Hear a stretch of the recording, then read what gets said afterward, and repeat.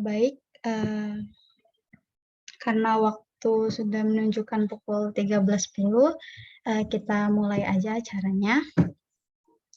Bismillahirrahmanirrahim. Assalamualaikum warahmatullahi wabarakatuh. Salam sejahtera bagi kita semua. Shalom, Om Swastiastu, Namo Buddhaya, dan salam kebajikan.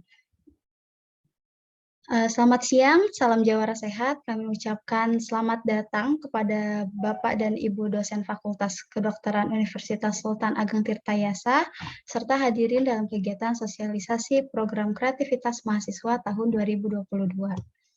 Yang terhormat, Dekan Fakultas Kedokteran Universitas Sultan Ageng Tirtayasa, Ibu Dr. Siti Farida MKes PhD. Yang terhormat, Wakil Dekan 3 Kemahasiswaan Bapak Dr.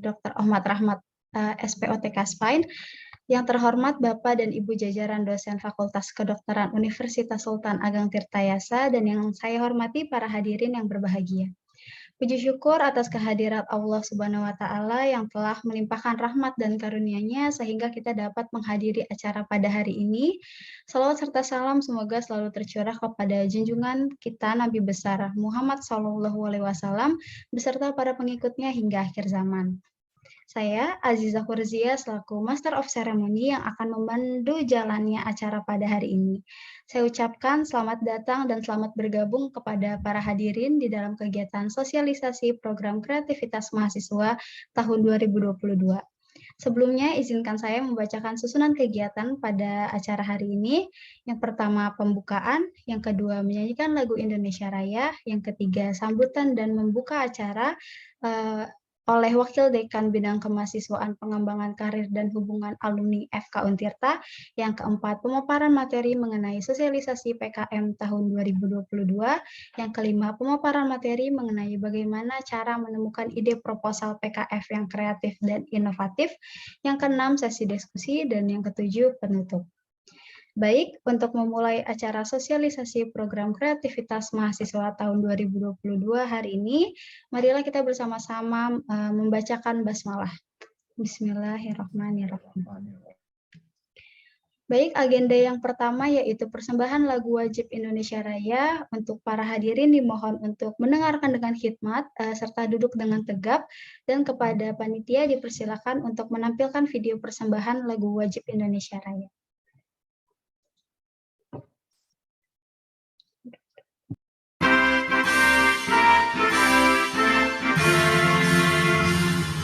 Indonesia tanah airku, tanah tumpah darahku. Di sanalah aku berdiri, jadi pandu hidupku. Indonesia kebangsaanku, bangsa dan tanah.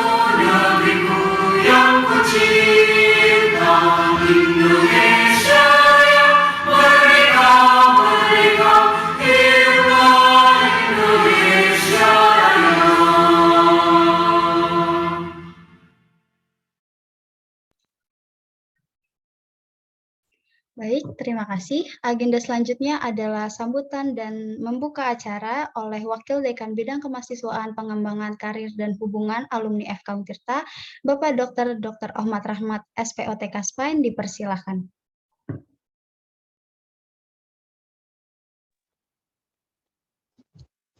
Baik, terima kasih Saudari MC Adinda Aziza yang telah memberikan kesempatan. Bismillahirrahmanirrahim. Assalamualaikum warahmatullahi wabarakatuh. Waalaikumsalam Selamat warahmatullahi wabarakatuh. siang, salam sejahtera, salam jawara sehat untuk kita semua. Alhamdulillah, puji syukur ke Allah SWT atas berkat segala rahmat, limpahan karunia, serta kenikmatan sehat, sehingga kita bisa berkumpul meskipun dalam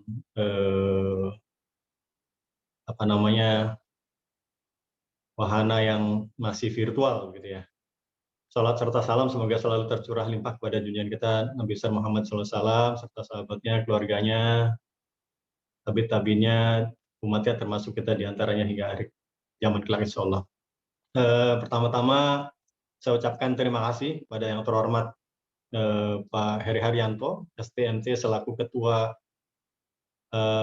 Pusat Program Kreativitas Mahasiswa atau PKM Center Untirta yang telah menyediakan waktunya, meluangkan waktunya untuk berbagi ilmu, mensosialisasikan salah satu program unggulan di bidang kemahasiswaan di Untirta, itu program kreativitas mahasiswa, serta juga yang saya hormati dan saya banggakan pada Pak Wahare, Sarjana Gizi MKes, selaku koordinator program kreativitas mahasiswa atau PKM Center Fakultas Kedokteran Untirta, serta tim yang luar biasa nih hadir semua.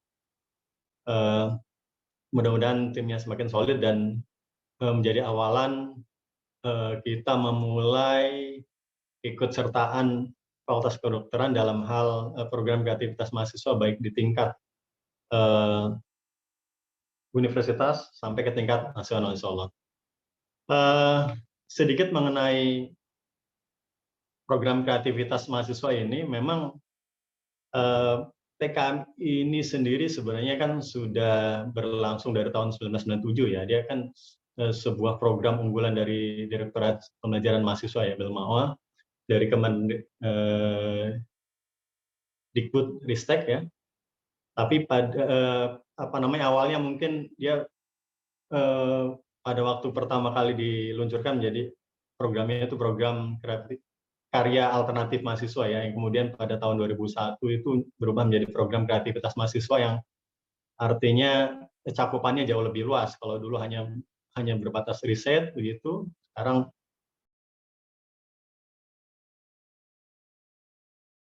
tahun 2021 kemarin itu kita skema PKM di kita itu ada 8 ya, ada PKM riset, terus PKM kewirausahaan, kemudian PKM pengabdian kepada masyarakat, kemudian PKM TI ya, penerapan iptek, PKM karya cipta, PKM gagasan futuristik konstruktif, PKM gagasan tertulis, dan PKM artikel ilmiah.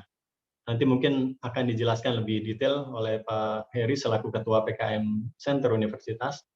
Cuman yang jelas hal yang menjadi perhatian di kita pada tahun 2021 di kami di Fakultas Kedokteran pada program kreativitas mahasiswa di tingkat universitas sampai ke nasional itu kita hanya mengirimkan kurang lebih 15 judul, 15 program kreativitas mahasiswa.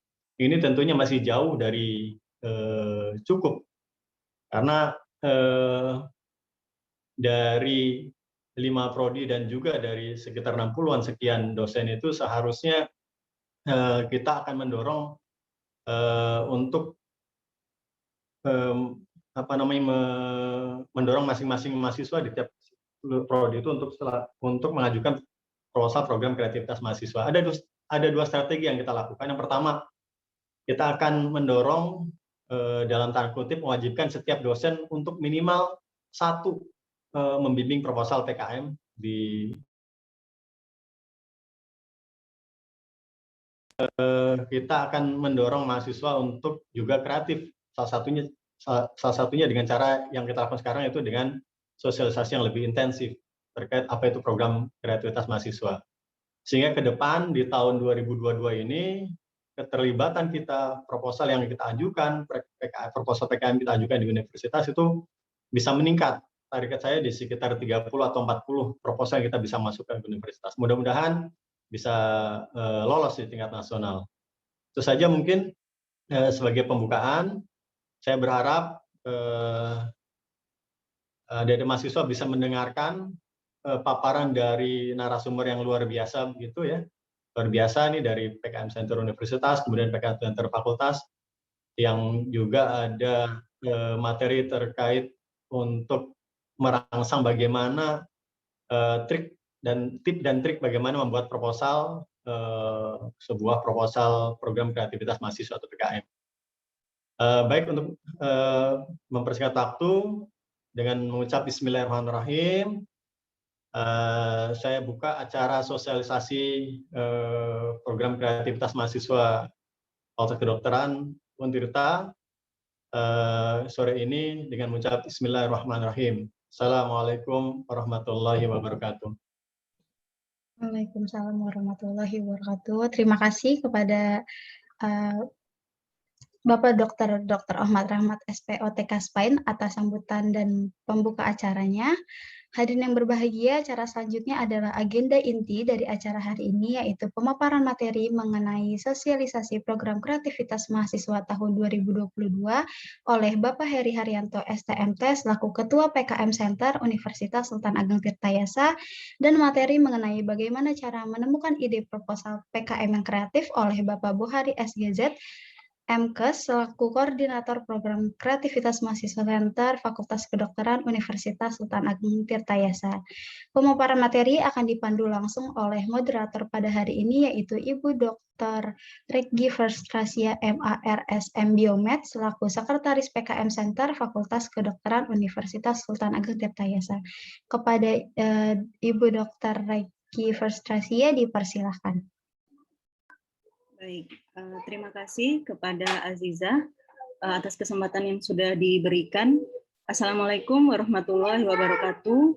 Selamat siang kepada Dr. Siti Farida MKes PhD selaku Dekan FK Untirta, kepada Dr. Ahmad spesialis ortopedi konsultan spine selaku Wakil Dekan 3, kemudian kepada Bapak Heri Haryanto STMT dan Bapak Bohari SGZ MKes selaku pembicara. Bismillahirrahmanirrahim. Kita panjatkan puji syukur kehadirat Allah yang telah melimpahkan nikmat dan rahmatnya pada kita semua. Sholawat serta salam kita curahkan pada Rasul Muhammad SAW, sehingga kita bisa bertemu secara virtual mengikuti acara sosialisasi PKM tahun 2022 ini. Perkenalkan, saya Regi yang akan menjadi moderator pada acara sosialisasi hari ini. Untuk materi tentang yang pertama yaitu sosialisasi PKM tahun 2022 yang akan dipaparkan oleh Bapak Heri Haryanto, STMT, selaku Ketua PKM Center Universitas Sultan Ageng Tirtayasa. Kemudian materi kedua yaitu mengenai bagaimana menemukan ide proposal PKM yang kreatif dan inovatif oleh Bapak Bohari SGZ MKes. Bagi teman-teman yang ingin menyampaikan pertanyaan, dipersilakan untuk mengetik di kolom chat, atau bisa juga dengan menggunakan fitur raise hand di sesi tanya jawab nanti. Baiklah, tanpa perlu berpanjang lebar, mari kita simak pemaparan dari Bapak Heri Haryanto. Kepada Bapak Heri, kami persilahkan. Baik, terima kasih Ibu Regi ya. Ya, terima kasih kepada Bu Dekan, mungkin yang diwakili oleh Pak Wadek juga, Pak Dr. Ahmad. Terima kasih atas undangannya. Suara saya terdengar dengan baik? Mungkin sebelumnya? Oke. Terdengar, Pak. Ya, sambil menunggu mungkin saya izin untuk share screen dulu ya.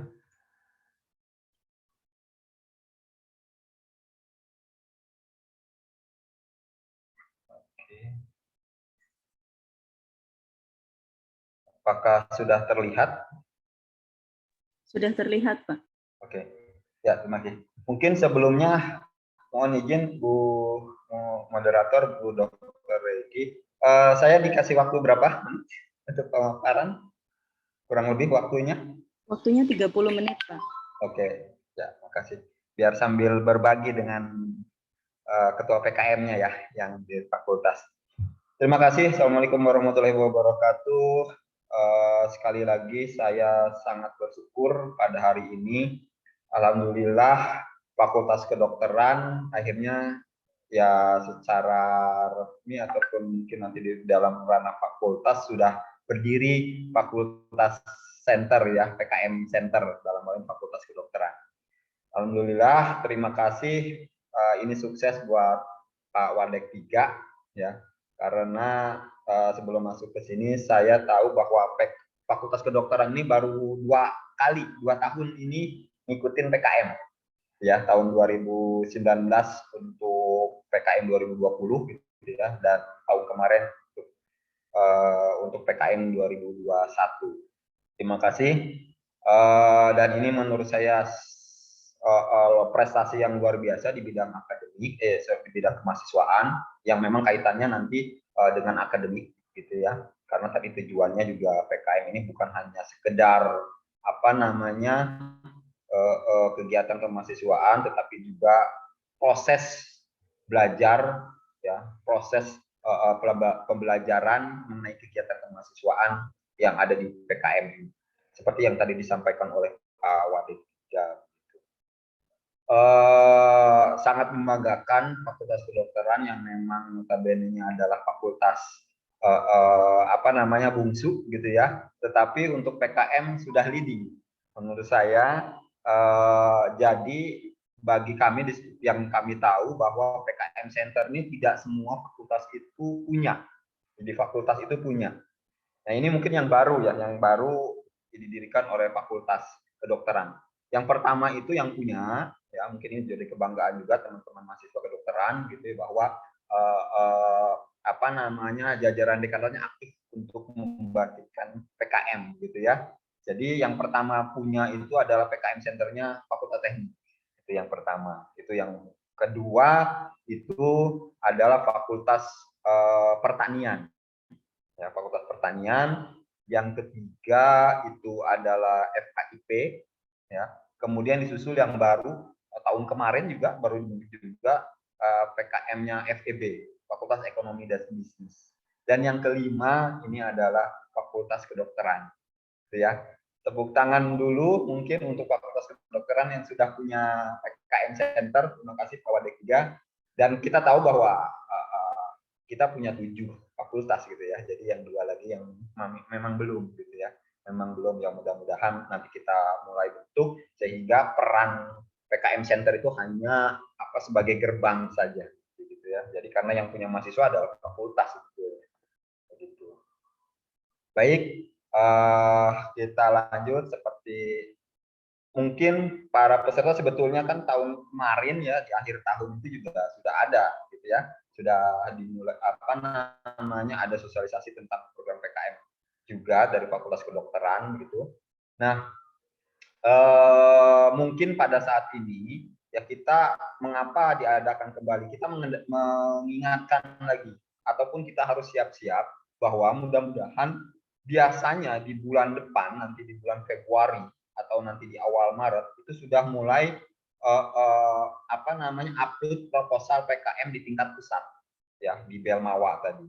Nah, sehingga kami dari PKM Center Universitas ini akan membentuk hierarki pengumpulan, tata cara pengumpulan apa namanya proposalnya gitu ya. Seperti tahun kemarin ya, seperti tahun kemarin bahwa proposal itu seyogianya tingkatannya adalah harus diseleksi dulu ya di tingkat fakultas gitu ya. Ya mungkin nanti seleksi tingkat fakultasnya itu akan diseleksi lagi ke tingkat prodi-prodinya. Ya biasanya seperti itu. Jadi dari prodi kemudian dari ke fakultas, dari fakultas baru ke universitas. Dan kami nanti akan mengirimkan memang proposal yang layak di setiap fakultas ke tingkat nasional. Nah, seperti tadi yang diungkapkan oleh Pak Wadek 3, Fakultas Kedokteran ya tahun kemarin itu mengirimkan 16 proposal yang berhasil ke tingkat nasional ya. Jadi sudah melalui uji dari universitas begitu. Hanya saya mungkin masih belum masuk ke dalam yang didanai. Ya, mudah-mudahan tahun ini kita tetap semangat, harus ada Fakultas Kedokteran yang memang harus didanai gitu ya. Jadi ada 16, meningkat dibandingkan di tahun 2020 ya. tahun 2020. Oke, mungkin sebelum masuk ke situ, saya ingin ini. Nah, ini sejarahnya ya. Tahun awal-awal mahasiswa kedokteran, Fakultas Kedokteran tahun 2020, ya kebetulan saya di mungkin nanti kalau ada yang seniornya nih angkatan 2019 gitu ya. Ini adalah mahasiswa pertama dari Fakultas Kedokteran. Begitu ya. Jadi mahasiswa pertama dari Fakultas Kedokteran. Nah, pada saat itu saya memang ngajar di Fakultas Kedokteran waktu masih di Fakultas Teknik gitu ya, masih di gedung COE untuk ketahanan pangan. Kemudian saya kenalkan tentang PKM. Dalam dirinya ada 11 ya, ada 11 yang lolos di tingkat nasional ya, masuk ke dalam universitas begitu ya. Dari semuanya ini kebetulan dari Fakultas Kedokteran begitu. Ya, dari Fakultas Kedokteran ini satu kelas karena kaitannya dengan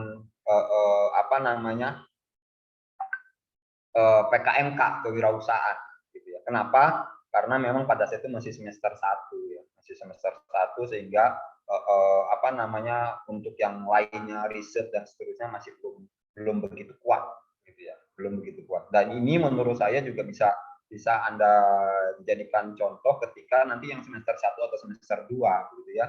Jadi PKM-nya boleh yang kewirausahaan atau yang pengabdian masyarakat seperti itu. Nah, ini ada 11, kemudian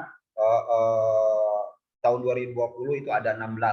Itu ditambah dengan program gizi dan program D3 keperawatan.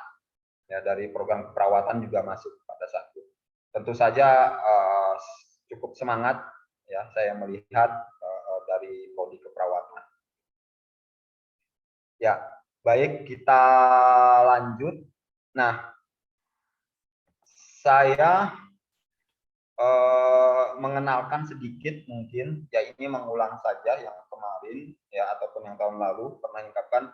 Untuk saat ini yang akan saya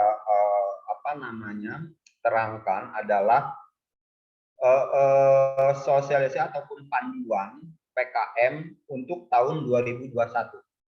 Jadi teman-teman dan Bapak Ibu dosen sekalian, bahwa yang saya kemukakan ini adalah masih panduan 2021 ya.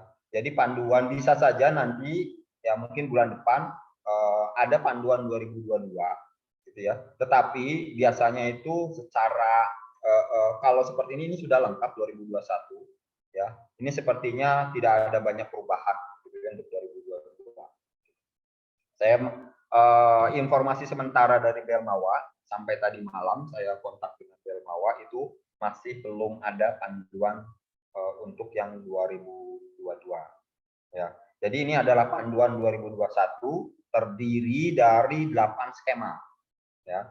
Jadi PKM itu adalah program prioritas mahasiswa yang berisi kegiatan kemahasiswaan yang bersifat akademik gitu ya. Jadi mahasiswa nanti diminta membuat sebuah proposal kegiatan ya, baik itu sifatnya riset, baik itu sifatnya kewirausahaan, baik itu sifatnya pengabdian masyarakat.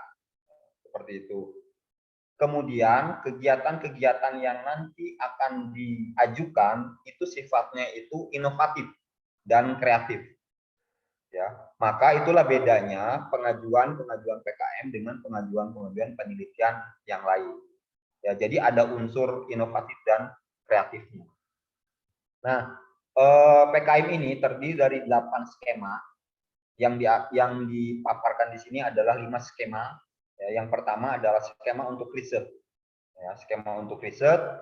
Nah, kalau adik-adik mahasiswa dari Fakultas Kedokteran ya, ini cocoknya untuk PKM riset ini untuk mahasiswa yang memang sudah semester atas lah ya, sudah punya basic keilmuannya.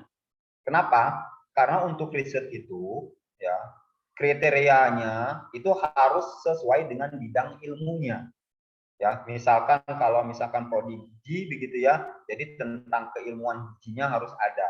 Jadi tidak boleh misalkan materinya tentang gizi ya, tetapi misalkan ketuanya atau banyaknya itu adalah dari fakultas lain atau dari prodi yang lain yang memang bidang ilmunya berbeda. Kemudian kalau anggota boleh saja kalau memang itu melengkapi daripada tema. Ya.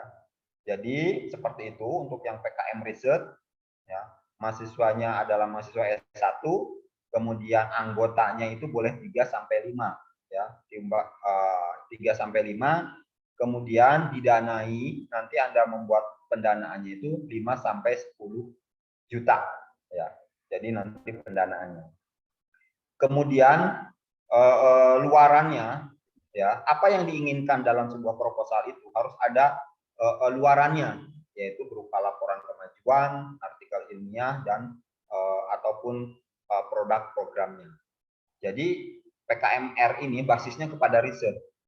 Ya, basis kepada riset ini sangat cocok bagi mahasiswa yang memang tingkat akhir. Ya, misalkan saya misalkan kalau memang ada skripsi begitu ya ke mahasiswa atau penelitian, ini lebih bagus untuk menunjang skripsinya, gitu ya, yaitu mengambil programnya atau skemanya PKMR. Gitu ya. Kemudian yang kedua adalah PKMK, yaitu kewirausahaan komoditas usaha mahasiswa, PKMK kewirausahaan. Nah, basisnya itu adalah inti kegiatannya bagaimana membuat sebuah produk berdasarkan iptek, ya, berdasarkan iptek sebagai komoditas usaha mahasiswa. Nah, bagi teman-teman mahasiswa yang baru, misalkan semester 2 berarti ya, semester 2 sekarang, mungkin untuk pembelajaran untuk menulis, untuk bentuk kegiatan, ini sangat cocok untuk yang PKMK, kewirausahaan. Nah, nanti sama saja anggotanya itu 3 sampai 5, ya, luaran kemajuannya seperti itu, ya. Jadi nanti bentuk saja, bentuk kelompok gitu ya, kewirausahaan, nanti buat proposalnya, nanti apa jenis usahanya. Ya, kalau dimungkinkan adalah sebuah produk iptek. Nah, nanti dalam satu kelompok itu yang terdiri dari 3 sampai 5 orang, Anda membuat ide-ide kreatif tentang usaha. Ya, tentang usaha. Nah, produknya apa? Bisa saja produknya itu berkenaan misalkan dengan kedokteran, dengan kesehatan, begitu ya, ataupun produk-produk lain yang inovatif. Nah, diusahakan nanti kalau bisa nanti dimungkinkan karena memang di sini untuk PKMK ini tidak terkait bidang ilmu, boleh itu nanti berbagai macam prodi bergabung, misalkan dari prodi. Kalau satu fakultas berarti misalkan dari prodi pendidikan kesehatan gitu ya, kemudian dari prodi gizi, dari ilmu olahraga gitu, dari keperawatan digabung saja, yaitu dalam satu kelompok, misalkan seperti itu, ya, kemudian membentuk membuat sebuah proposal PKM kewirausahaan.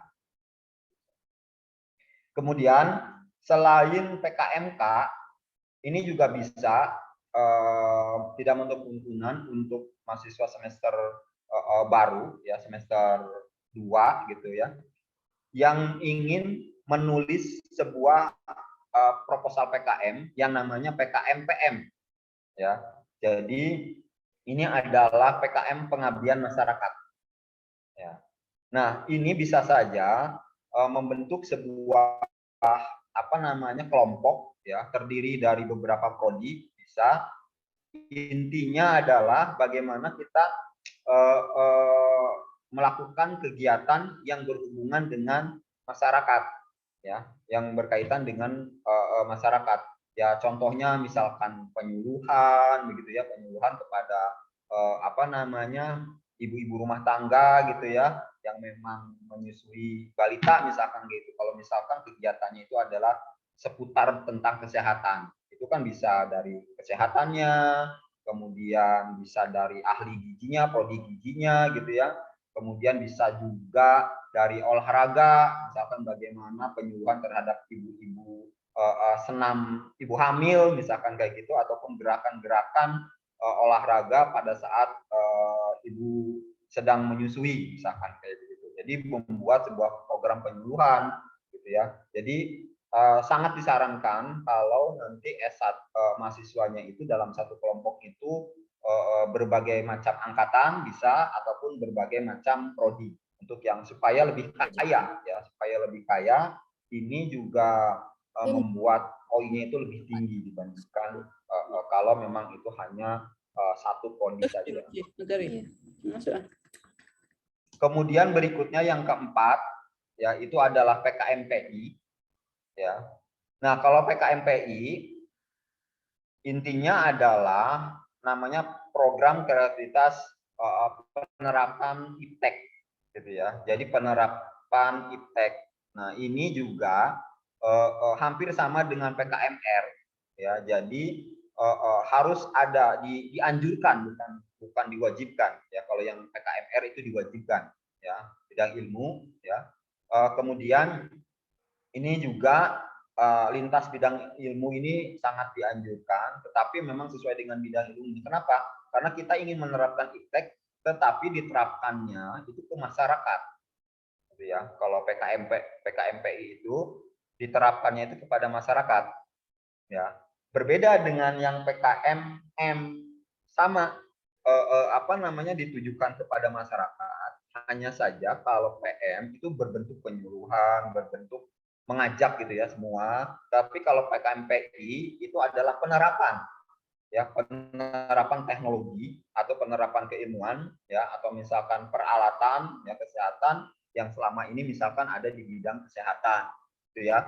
Contohnya misalkan bagaimana kita menerapkan teknologi ataupun peralatan, ya, untuk para membantu tunanetra, misalkan peralatan olahraga gitu ya, kemudian atau peralatan kesehatan yang memang untuk kaum disabilitas, misalkan kayak begitu. Itu ada IPTEK-nya seperti apa, ya.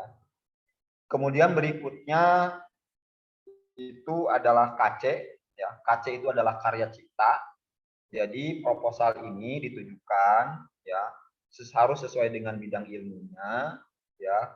Kemudian juga pada proposal ini itu harus ada bentuk prototipenya, ya, atau bentuk hasil karyanya, ya, baik dalam bentuk software maupun dalam bentuk hardware. Jadi ada karya nyatanya di situ, ya.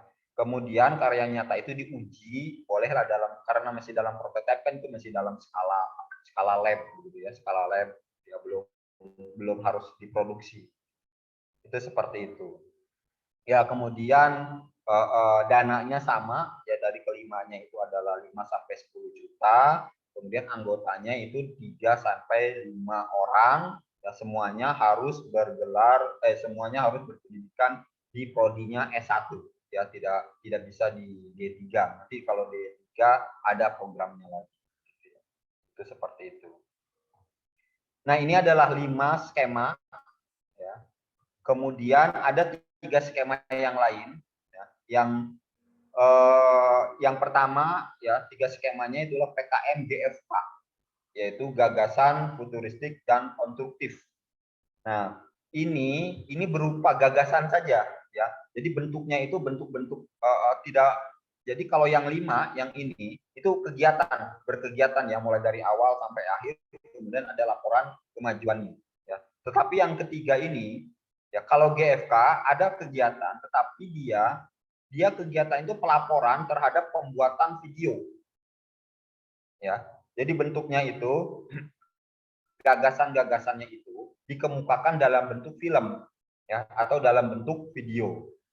Nah, gagasannya itu harus mengandung atau isu-isu yang diangkat itu tentang isu-isu SDGs, ya, atau isu-isu nasional, ya. Ya, contohnya yang tadi, ya, misalkan kesehatan juga sama. Itu kan kesehatan di SDGs itu di tujuan goal nomor 3, ya. Mungkin isu tentang kemiskinan, SDGs buat saja dengan 17 goal gitu ya. Mulai dari tanpa kelaparan, tanpa kemiskinan, kemudian hidup sehat dan layak, kemudian air bersih, gitu ya, lingkungan, juga pekerjaan, itu sama, itu juga isu-isu, ya, isu-isu diangkat, kemudian seperti kita membuat film. Nah, ini cocok bagi karena ini diperkenankan bidang ilmu, ya, bisa saja yang senang dengan Anda upload ke YouTube, ya, sebagai YouTuber gitu ya. Anda mahasiswa sering bikin konten daripada Anda bikin konten TikTok gitu ya. Nah, kumpulan-kumpulan TikToknya itu dimasukkan ke dalam sebuah alur cerita, ya, tapi isunya itu dibungkus dengan isu-isu nasional, gitu ya. Kalau TikTok misalkan Anda hanya joget-joget gitu ya, kemudian coba dibuatkan isu-isu nasional, misalkan tentang kebudayaan. Kalau mau joget berarti tarian, misalkan tarian Banten itu seperti apa sih gitu kan.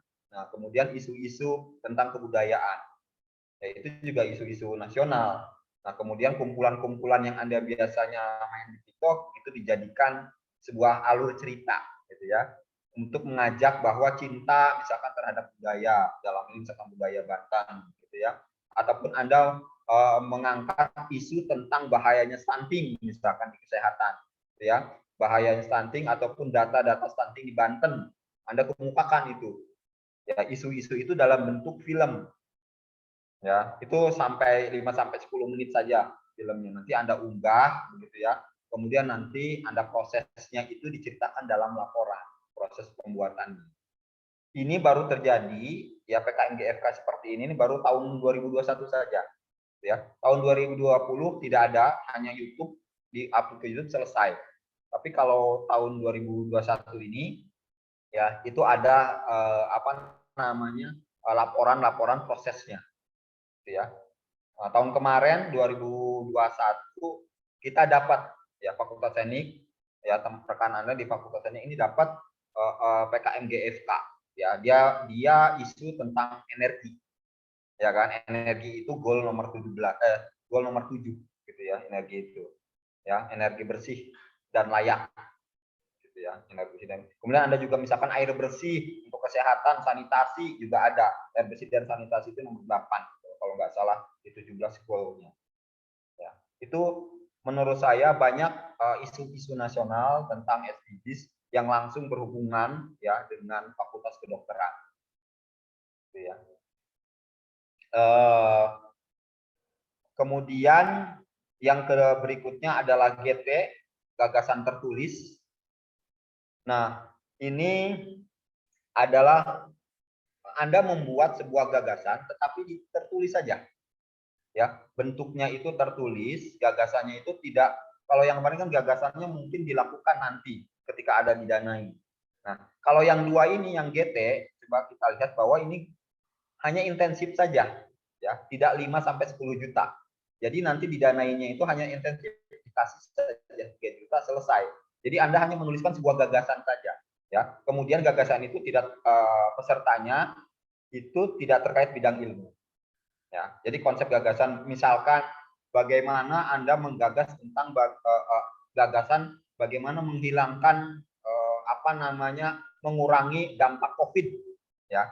Misalkan Omikron seperti ini, dampak pengurangan gitu ya. Seperti apa gagasannya?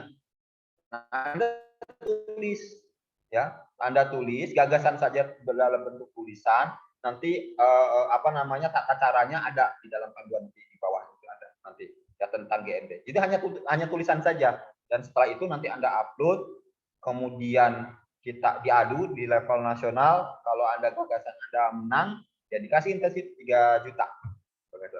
Gitu ya. Itu sampai selesai, sampai di situ saja. Jadi bentuknya nanti artikel ilmiah. Nah, nanti sama Bapak Ibu dosennya nanti bisa berperan juga sebagai co-author nanti di situ. Ya, jadi nanti Bapak Ibu dosennya membimbing, kemudian Bapak Ibu dosennya juga bisa dapat poin kum gitu kan, dan remunerasi di dalam hal membimbing kemahasiswaan, membimbing mahasiswa itu ada. Kemudian juga kalau diterbitkan dalam artikel itu dapat juga co-author gitu ya. Jadi double juga Bapak Ibu dosen itu juga harus semangat juga ya, untuk kum juga bisa gitu. Kemudian yang terakhir itu adalah PKMAI, ya, itu artikel ilmiah. Ini sama juga seperti PKMGT. Nah, bedanya ya, ini disesuaikan seperti nulis artikel kita, nulis sebuah jurnal. Nah, mungkin bagus bagi mahasiswa yang di tengah-tengah nih, yang mau ke apa namanya, tingkat akhir ataupun yang mau sedang skripsi. Nah, artinya apa? Latihan menulis sebuah artikel. Gitu ya. Jadi ini bagus PKMAI untuk mahasiswa yang sedang mau skripsi ataupun mau skripsi, misalkan semester 5 gitu ya, atau semester 6. Saya mau skripsi, latihan menulis sebuah artikel. Nah, kemudian Pak, artikel itu kan isinya harus ada apa namanya hasil gitu ya. Hasilnya dari mana? Saya kan belum skripsi atau saya kan belum penelitian gitu kan. Nah, yang dimaksud di artikel ilmiah di sini ya, nanti ada pendahuluan, ada hasil, ada pembahasan, ada hasil. Itu berupa artikel ataupun berupa kegiatan-kegiatan selama perkuliahan saja. Itu bisa. Contohnya Bapak Ibu dosen ya, Bapak Ibu dosen apa namanya memberikan sebuah tugas kuliah gitu ya, tugas kuliah, coba misalkan amati penyakit A gitu kan, amati penyakit D, ataupun tugas praktikum, hasil-hasilnya itu kan hasil-hasil praktikum tuh ya mahasiswa, kemudian Anda rangkum, kan praktikum itu kan ada teorinya ya, kemudian juga ada apa namanya, ada prosesnya, kemudian ada bahas. Nah, itu dijadikan sebuah artikel gitu ya. Jadi Belmawa dalam hal PKM AI ini tidak fokus terhadap hasil, wah ini bagus gitu, apa namanya bagus dalam arti apa namanya temanya gitu, ataupun temanya tidak, tapi lebih kepada bagaimana mahasiswa itu bisa menulis sebuah artikel ya. Kalau misalkan oh ini terbarukan atau enggak menganggap seperti itu ya. Beda kalau dengan yang PKM RE, jadi tugas-tugas perkuliahan itu Anda bisa masuk. Mungkin Bapak Ibu dosen juga bisa berperan di sini ya, seperti yang tadi dikatakan oleh Pak Wadek 3, supaya bisa fakultas kedokteran bisa banyak, bisa saja kasih aja tugas mahasiswa seperti itu, kemudian dalam praktikum coba bikin laporan praktikumnya misalkan gitu kan. Nah, laporan praktikumnya dibuat sebuah artikel yang sesuai dengan panduan PKM AI, itu sudah selesai. Begitu. Nanti nama Bapak Ibu dosen juga bisa dimasukkan ke dalam co-author. Ya. Jadi itu 8 apa namanya skema dari PKM ya, seperti itu. Dan mudah-mudahan di tahun 2022 ini juga menurut saya tidak terlalu banyak berubah gitu untuk skemanya. Nah, ini contoh-contoh yang kemarin ya, ini Bapak dari Pak Dr. Rukman itu ngebimbing gitu ya, Bu Dr. Ira gitu ya, kemudian Bu Dr. Tri, ini mahasiswa 2019 semua gitu ya. Kemudian ini Bu Dr. Ira ini banyak gitu ya. Nah, karena memang kaitannya dengan kewirausahaan, saya itu dulu ngajar ketahanan pangan gitu, yaitu ke hal-hal makanan gitu ya. Mungkin bisa saja ini bisa dilakukan juga pada saat ini untuk anak-anak semester 2 lah ya, karena memang bidang ilmunya masih belum gitu kan, keilmuannya masih belum ada. Ayo ini belajar tentang nulis kewirausahaan saja, seperti itu. Nah, ini contoh juga misalkan ini di beberapa universitas yang hubungannya dengan fakultas kedokteran ya, ini bisa pakai gizi ya, ilmu gizi gitu, ilmu kesehatan ya. Contohnya ini apa namanya, nongol asam jawa sebagai pemutih gigi dalam upaya mengurangi proses pada enamel. Ini contoh-contoh saja ya, contoh-contoh yang cocoknya untuk PKM RE riset ya. Jadi, nah mungkin saya nggak paham juga di kedokteran apakah nanti masuk juga tentang skripsi gitu ya. Nah itu kan bisa masuk ke sana gitu ya. Pemanfaat nonggel ekstrak, mungkin bisa saja kerjasama dengan anggotanya itu orang kimia, teknik kimia ataupun biologi gitu ya. Oke, apa namanya, karena fokusnya itu pada kesehatan, ketuanya kesehatan gitu kan, nanti ngajak gitu kan. Karena saya butuh loh alat-alatnya yang ini yang berbasisnya terhadap apa namanya, penelitian ya tentang kadar sesuatu gitu, seperti itu kayak gitu ya. Nah, ini juga contoh-contoh saja ya, ini contoh-contoh misalkan efek antidisiplin namanya ekstrak buah pisang kepok, ini di kalau nggak salah dia menang, ini juara 3 di timnas Unila kalau nggak salah ya, ini Unila, ini fakultas kedokteran kalau nggak salah, ini ilmu gizi ya, kedokteran gizi gitu ya, prodi gizi ya. Ini kemudian efektivitas antibakteri daun kecapi sentul terhadap ini beberapa apa namanya penelitian yang PKM RI. Yang paling bawah ini juga menang kalau nggak salah waktu saya di Makassar ini ya. Ini bahagia atau Bunda paham tata laksana diare akut dan gizi anak usia 0 sampai 2 tahun. Ini pengabdian masyarakat. PKMPM yang dilakukan oleh Fakultas Kedokteran UI. Kalau nggak salah ini oleh UI. Waktu di Makassar kalau nggak salah saya pernah ini namanya Bahagia Bunda Paham. Jadi seperti itu, pengabdian masyarakat, ya. Nanti mahasiswanya, ayo misalkan bersama Bapak Ibu dosennya gitu kan, melakukan pengabdian misalkan tentang stunting, tentang keposyandu begitu ya. Nanti bisa membuat sebuah laporan ataupun membuat sebuah proposal. Ya, kayak gitu. Nah, saya rasa itu ya mungkin ini adalah aturan tata tulisnya. Saya rasa aturan tata tulisnya, misalkan yang PKM, saya cepat saja mungkin nanti bisa kita diskusi gitu ya. Nah, ini penilaian proposalnya ya. Jadi penilaian proposal itu dilakukan 2 tahap ya, yaitu tahap seleksi tulisan dan tahap kepada isinya ya. Yang perlu dihadapi adalah yang pertama bahwa tujuan Belmawa mendirikan PKM ya, itu adalah mahasiswa itu harus taat asas. Gitu ya. Jadi harus taat asas dulu, yaitu taat terhadap aturan-aturannya. Gitu ya. Nah, contohnya misalkan pokoknya Anda tidak boleh melanggar aturan yang ada di dalam panduan ya.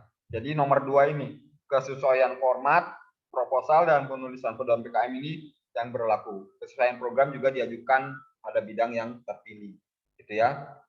Yang apa aspeknya? Yang pertama adalah tanggal, gitu ya. Kemudian identitas pengusul, ya. Kemudian kesesuaian yang diajukan. Jadi nggak boleh misalkan ini harusnya RE, Anda ajukan sebagai PKM pengabdian masyarakat. Ya, itu ada triknya sendiri ketika Anda menulis nanti. Ya, ini saya ke umum saja. Kemudian juga identitas ya dosen pendamping ini nggak boleh kalau tidak ditandatangani oleh dosen pendamping. Jadi harus taat. Kemudian misalkan jumlah dan nomor halaman ya. Di sini dalam proposal maksimal halaman adalah 10. Gitu ya. Maksimal halaman adalah 10. Jadi ketika Anda misalkan 11 ataupun 12 gitu ya, itu pasti akan ditolak. Ya, itu pasti akan ditolak.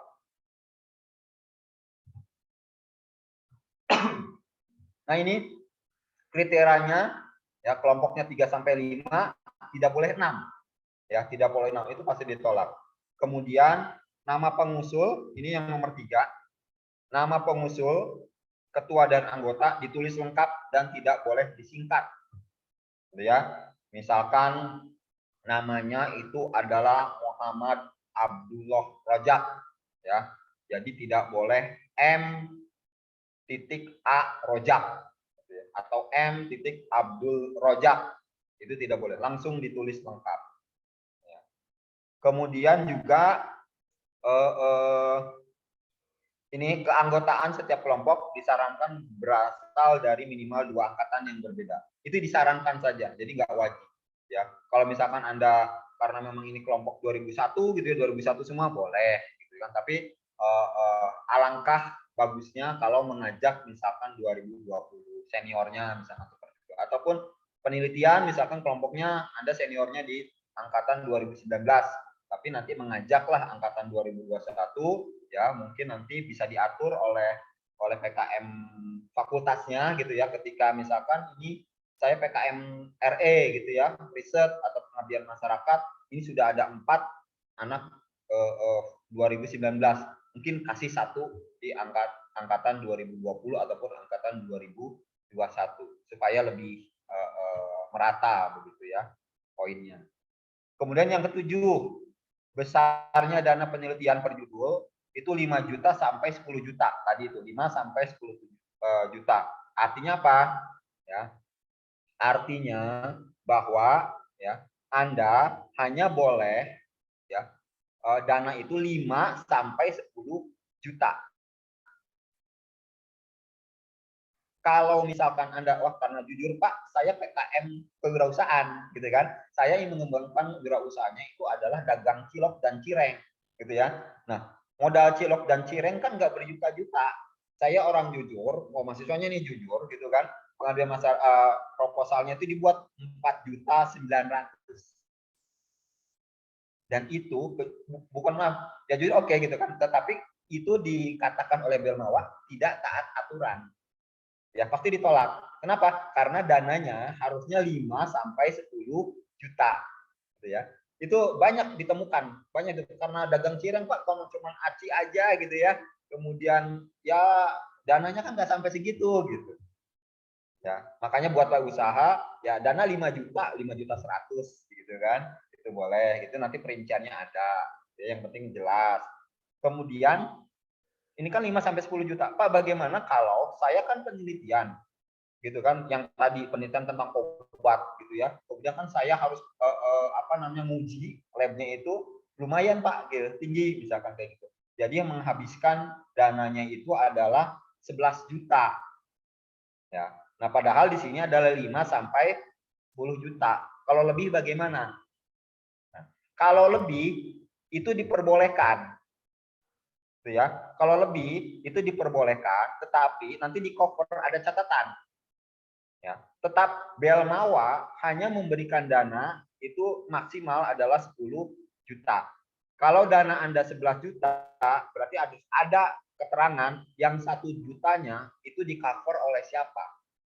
Ya, misalkan dari perusahaan obat apa, misalkan gitu ya, ataupun nanti dari jurusan, atau misalkan 10 juta, yang 1 juta, karena totalnya 11 juta.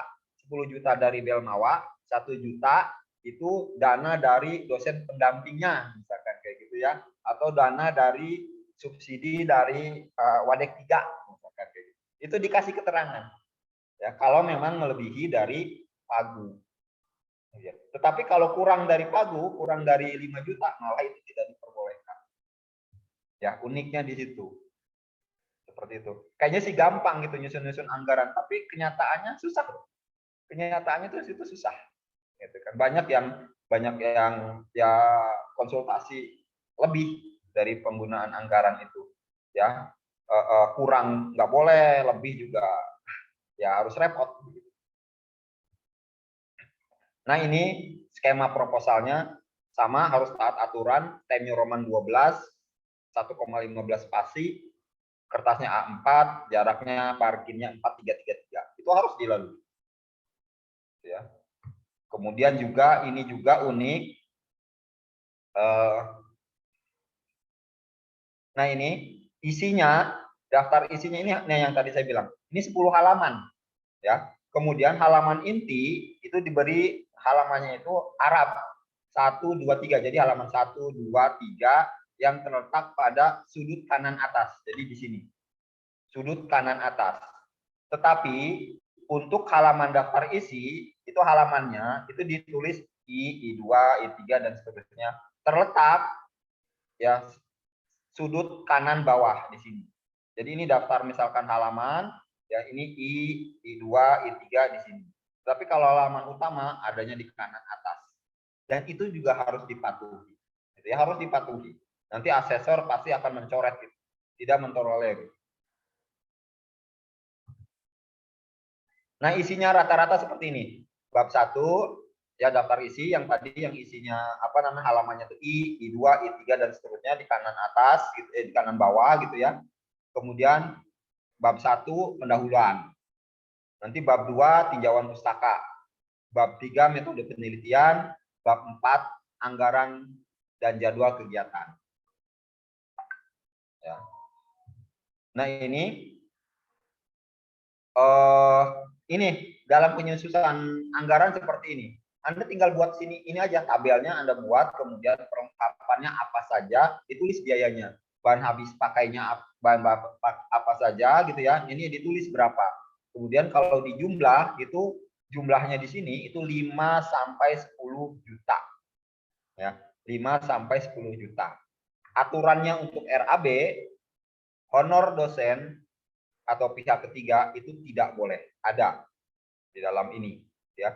Kemudian konsumsi tim dosen atau pihak ketiga itu juga tidak boleh ada konsumsi, tidak boleh ada honor, tidak boleh ada pembelian penyewaan alat berupa komputer.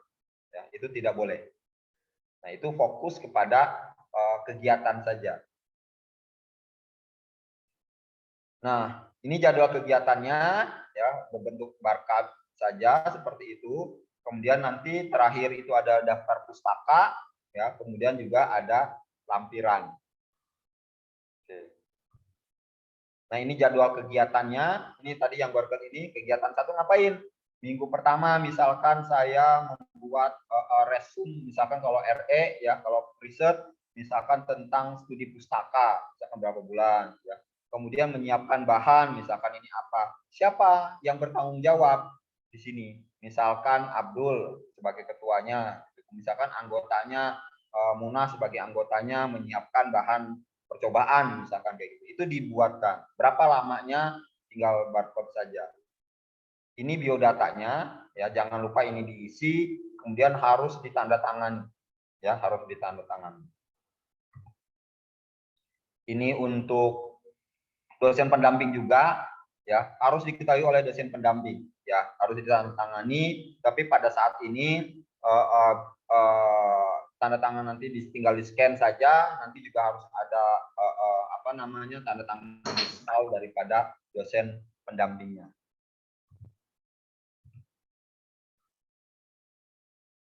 Oke, ini struktur organisasinya, ya. Ini struktur organisasinya, program studinya apa, bidang ilmunya apa, alokasinya apa. Misalkan tadi namanya Abdul Rojak tadi, Muhammad Abdul Rojak, terus program studinya apa? Misalkan prodi gizi, bidang ilmunya apa, gitu ya. Kemudian alokasinya, bahwa sebagai ketua, misalkan 10 jam per minggu, uraian tugasnya ketua apa, dirinci. Kemudian di sini juga namanya siapa tadi Muna, program misalkan olahraga, bidangnya ke olahraga, alokasinya berapa sebagai anggota? Misalkan 8 jam per minggu. Uraiannya apa? Misalkan menyiapkan persiapan perlengkapan, misalkan kemudian membuat surat jalan, misalkan kayak gitu ya. Ini dibuat uraian tugasnya. Itu harus lengkap dalam lampiran. Ini surat pernyataan harus bermeterai. Ya, dan ditandatangani. Ini harus bermeterai.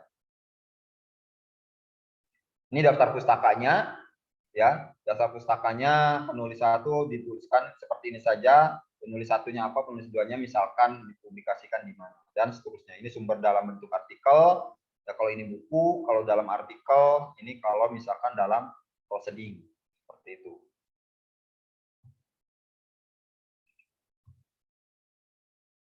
Nah, kemudian nanti ini adalah formulir penilaian proposalnya, ya formulir proposalnya mana yang layak, ya nanti ini sebagai acuan saja sih, sebagai acuan proposal ini bagus atau tidaknya. Itu baik, karena mungkin waktunya ya sudah 30 menit ke depan, ada juga satu sesi lagi. Mungkin nanti lebih baik kita banyak diskusi gitu ya. Kalau ini nanti saya kirim saja materinya. Gitu. Nanti kita banyak diskusi saja. Terima kasih. Mungkin sementara dari saya seperti itu. Saya kembalikan mungkin ke moderator. Terima kasih. Ya, baik. Terima kasih Pak Heri atas presentasinya. Selanjutnya saya akan masuk ke sesi yang kedua dulu, Pak, baru kemudian sesi tanya jawab. Baik, untuk sesi pemaparan berikutnya yaitu oleh Bapak Bohari, SGZ MGZ, mengenai materi bagaimana sih menemukan ide proposal PKM yang kreatif. Kepada Bapak Bohari, saya persilahkan. Oke, terima kasih. Assalamualaikum warahmatullahi wabarakatuh. Selamat siang dan salam sejahtera untuk kita semua. Yang saya hormati Bapak Heri Haryanto, STMT, selaku Ketua PKM Center Universitas Sultan Ageng Tirtayasa. Yang saya hormati Dok Omat sebagai Wakil Dekan 3 dan Ibu moderator, Ibu Dr. Regi Verstrasia, dan Bapak Ibu dosen yang hadir, dan yang saya banggakan mahasiswa yang bergabung di dalam kegiatan ini. Baik, izinkan saya untuk menyampaikan materi yang kedua. Materi kedua ini terkait dengan bagaimana kita bisa ya menemukan ide proposal PKM yang kreatif dan inovatif. Kenapa ini menjadi penting buat kita semua ya? Karena kebanyakan gagal di sini tidak memiliki ide atau belum memiliki ide. Kalaupun memiliki ide, belum tahu bagaimana cara menuangkannya dalam sebuah tulisan yang kemudian dapat dikirim atau disubmit ya ke universitas untuk kegiatan PKM ini. Makanya melalui kegiatan ini harapannya ya peserta dalam hal ini khususnya pada mahasiswa bisa menghasilkan ide, kemudian mengembangkan ide tersebut, dan tentunya dituangkan menjadi sebuah proposal, dan tentunya harapannya adalah dapat lolos dan dibiayai oleh Kemendikbud Ristek Dikti. Oke,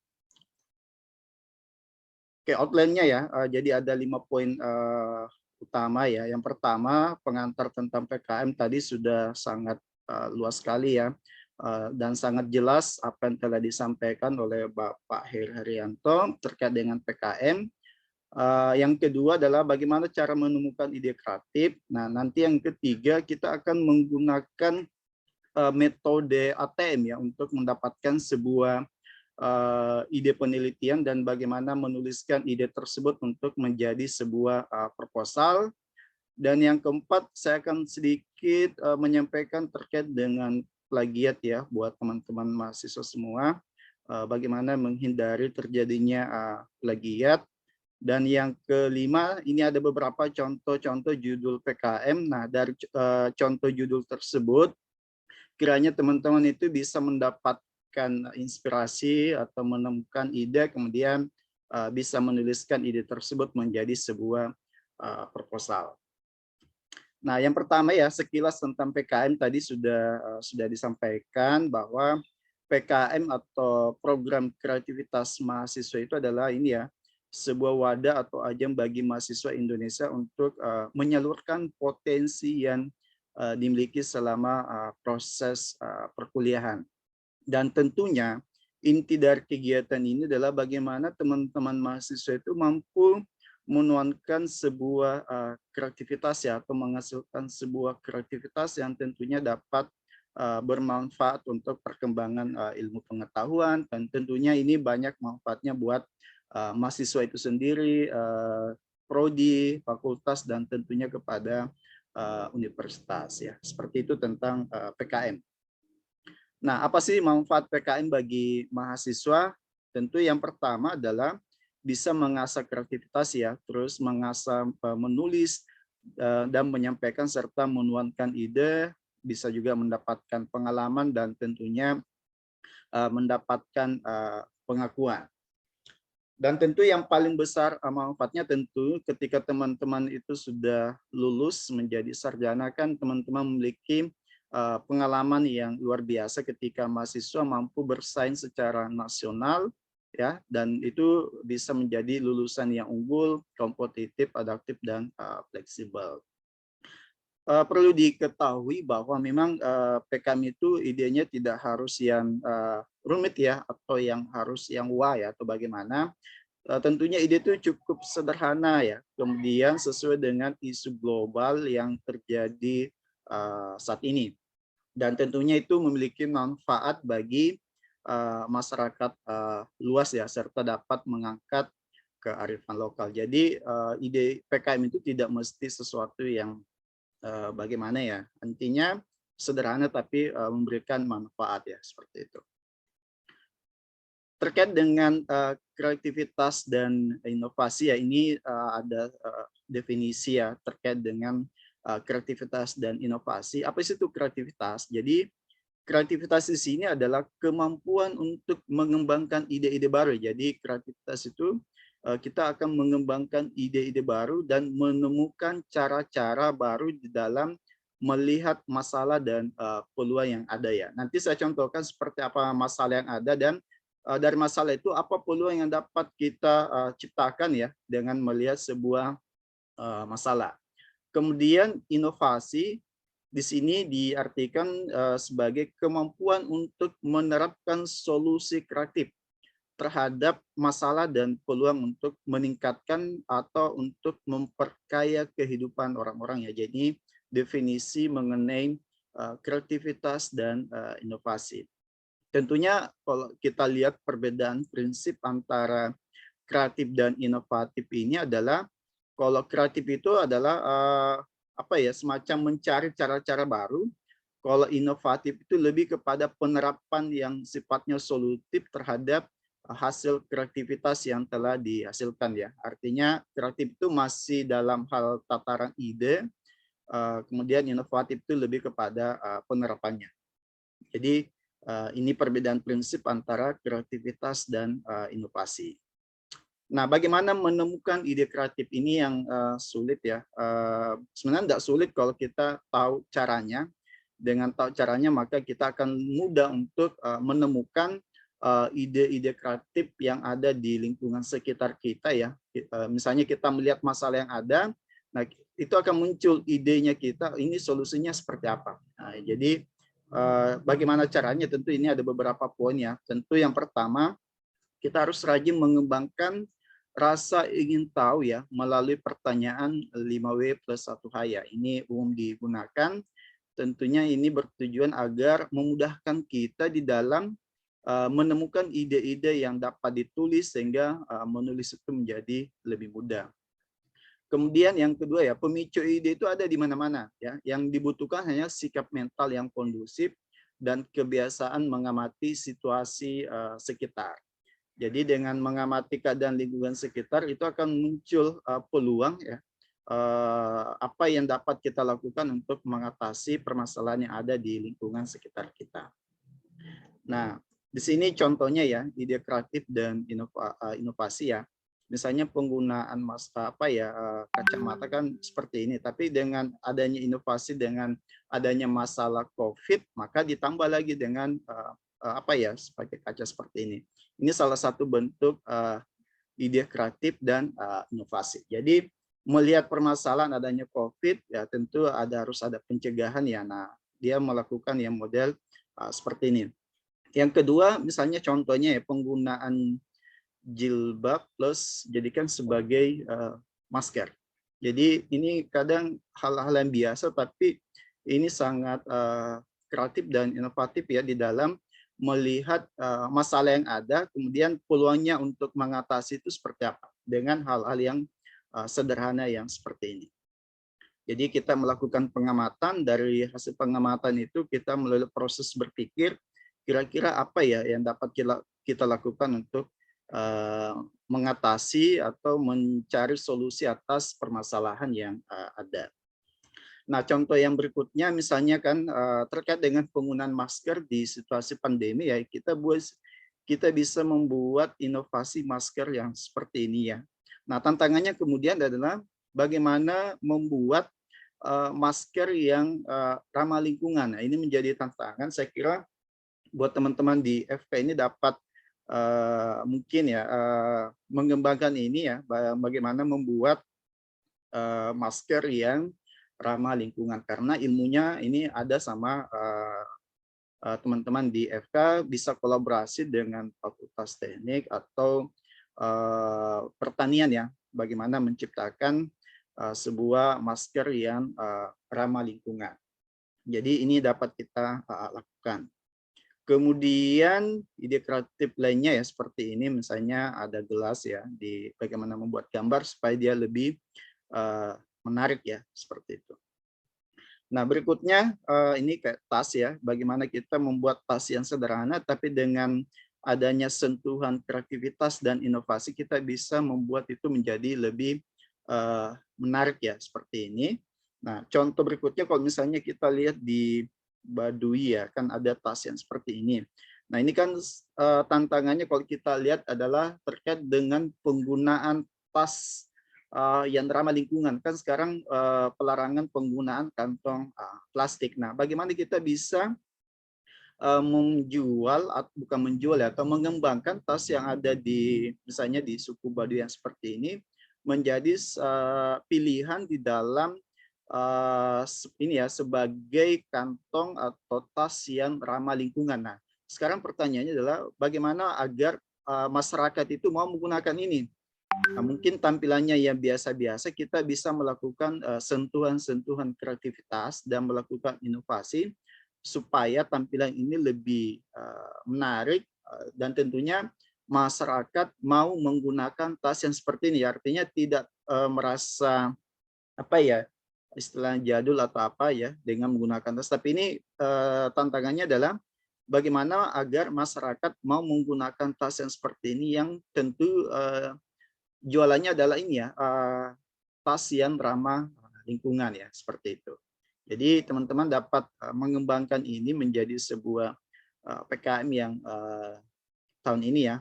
Tinggal bagaimana menyusun atau mengembangkan ya dari permasalahan yang ada, kemudian ada solusi yang seperti ini. Nah, tinggal dirangkai kata-katanya sehingga itu menjadi sebuah judul proposal dan menjadi proposal yang layak untuk dibiayai oleh Belmawa ya. Seperti itu. Kemudian ini contoh yang lain ya, ide kreatif dan inovasi menggunakan tas ya.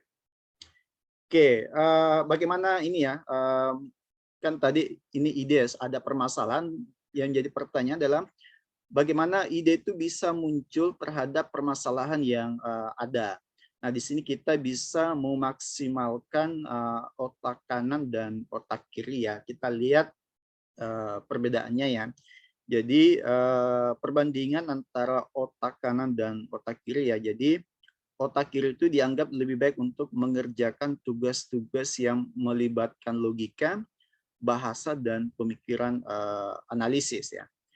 Nah, bedanya di sini kalau orang yang dengan otak kiri ya, itu digambarkan sebagai orang yang lebih ahli dalam hal-hal yang sebagai berikut ya, misalnya ahli dalam bahasa, misalnya mampu menulis dan membaca matematika ya, pemikiran kritis dan logis ya.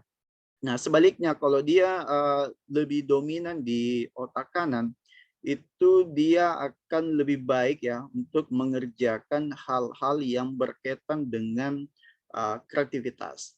Nah, di sini orang yang termasuk dominan di otak kanan itu mahir ya dalam hal seni musik, visual atau gambar, pemikiran ya berdasarkan intuisi, isyarat nonverbal dan atau imajinasi.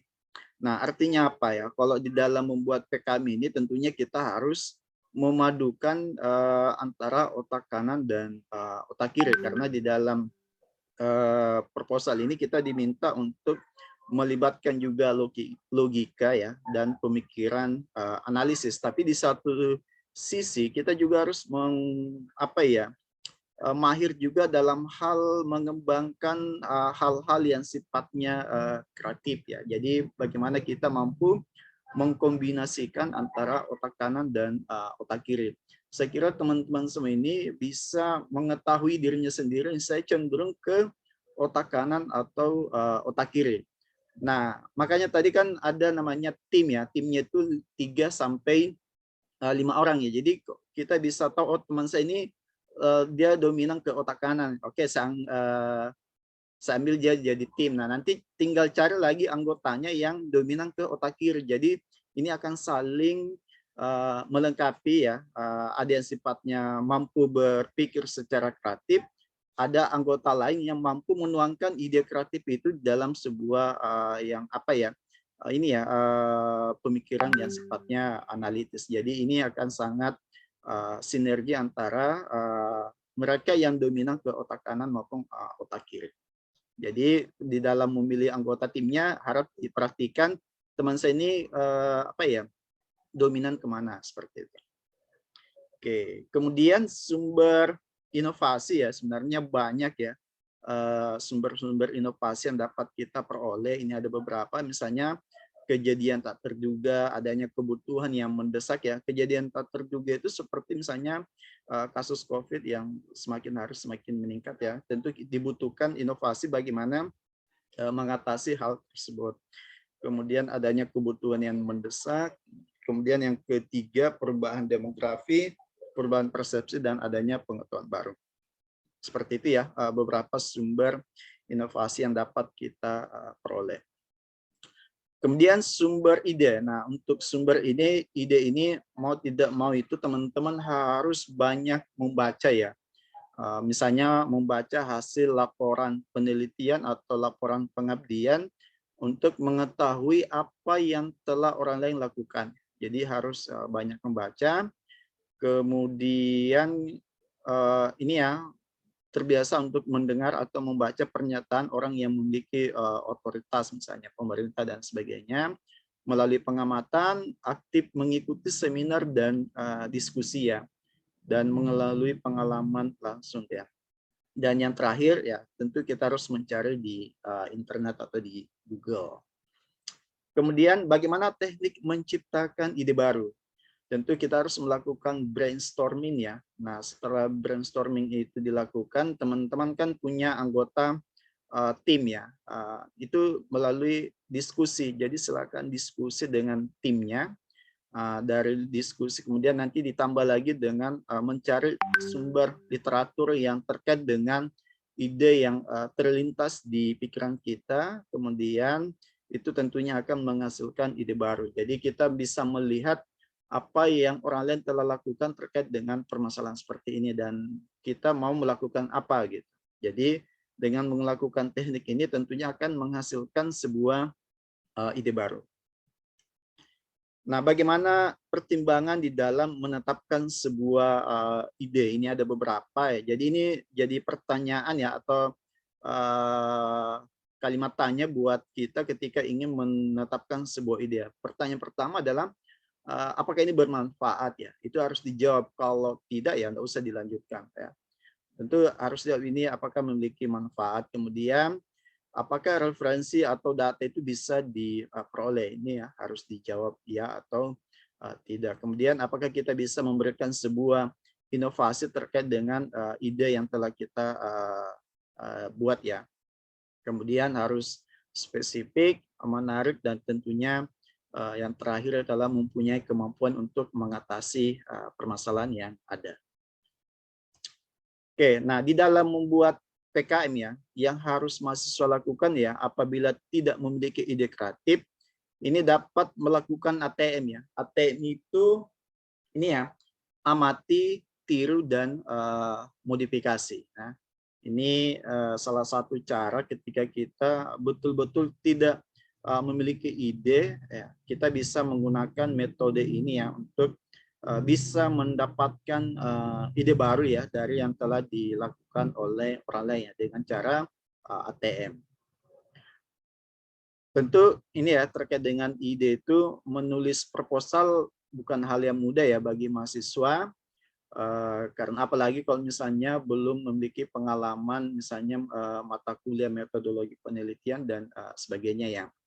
Kemudian salah satu masalah juga ya yang dihadapi mahasiswa ketika menulis proposal adalah mengkonkretkan ide ya. Artinya bagaimana ide itu dituangkan dalam sebuah tulisan ya untuk menjadi proposal. Nah, jadi apalagi kalau kita tidak terbiasa ya, maka mahasiswa itu akan kesulitan di dalam menuangkan ide yang bersifat abstrak tersebut ke dalam bentuk tulisan yang nyata.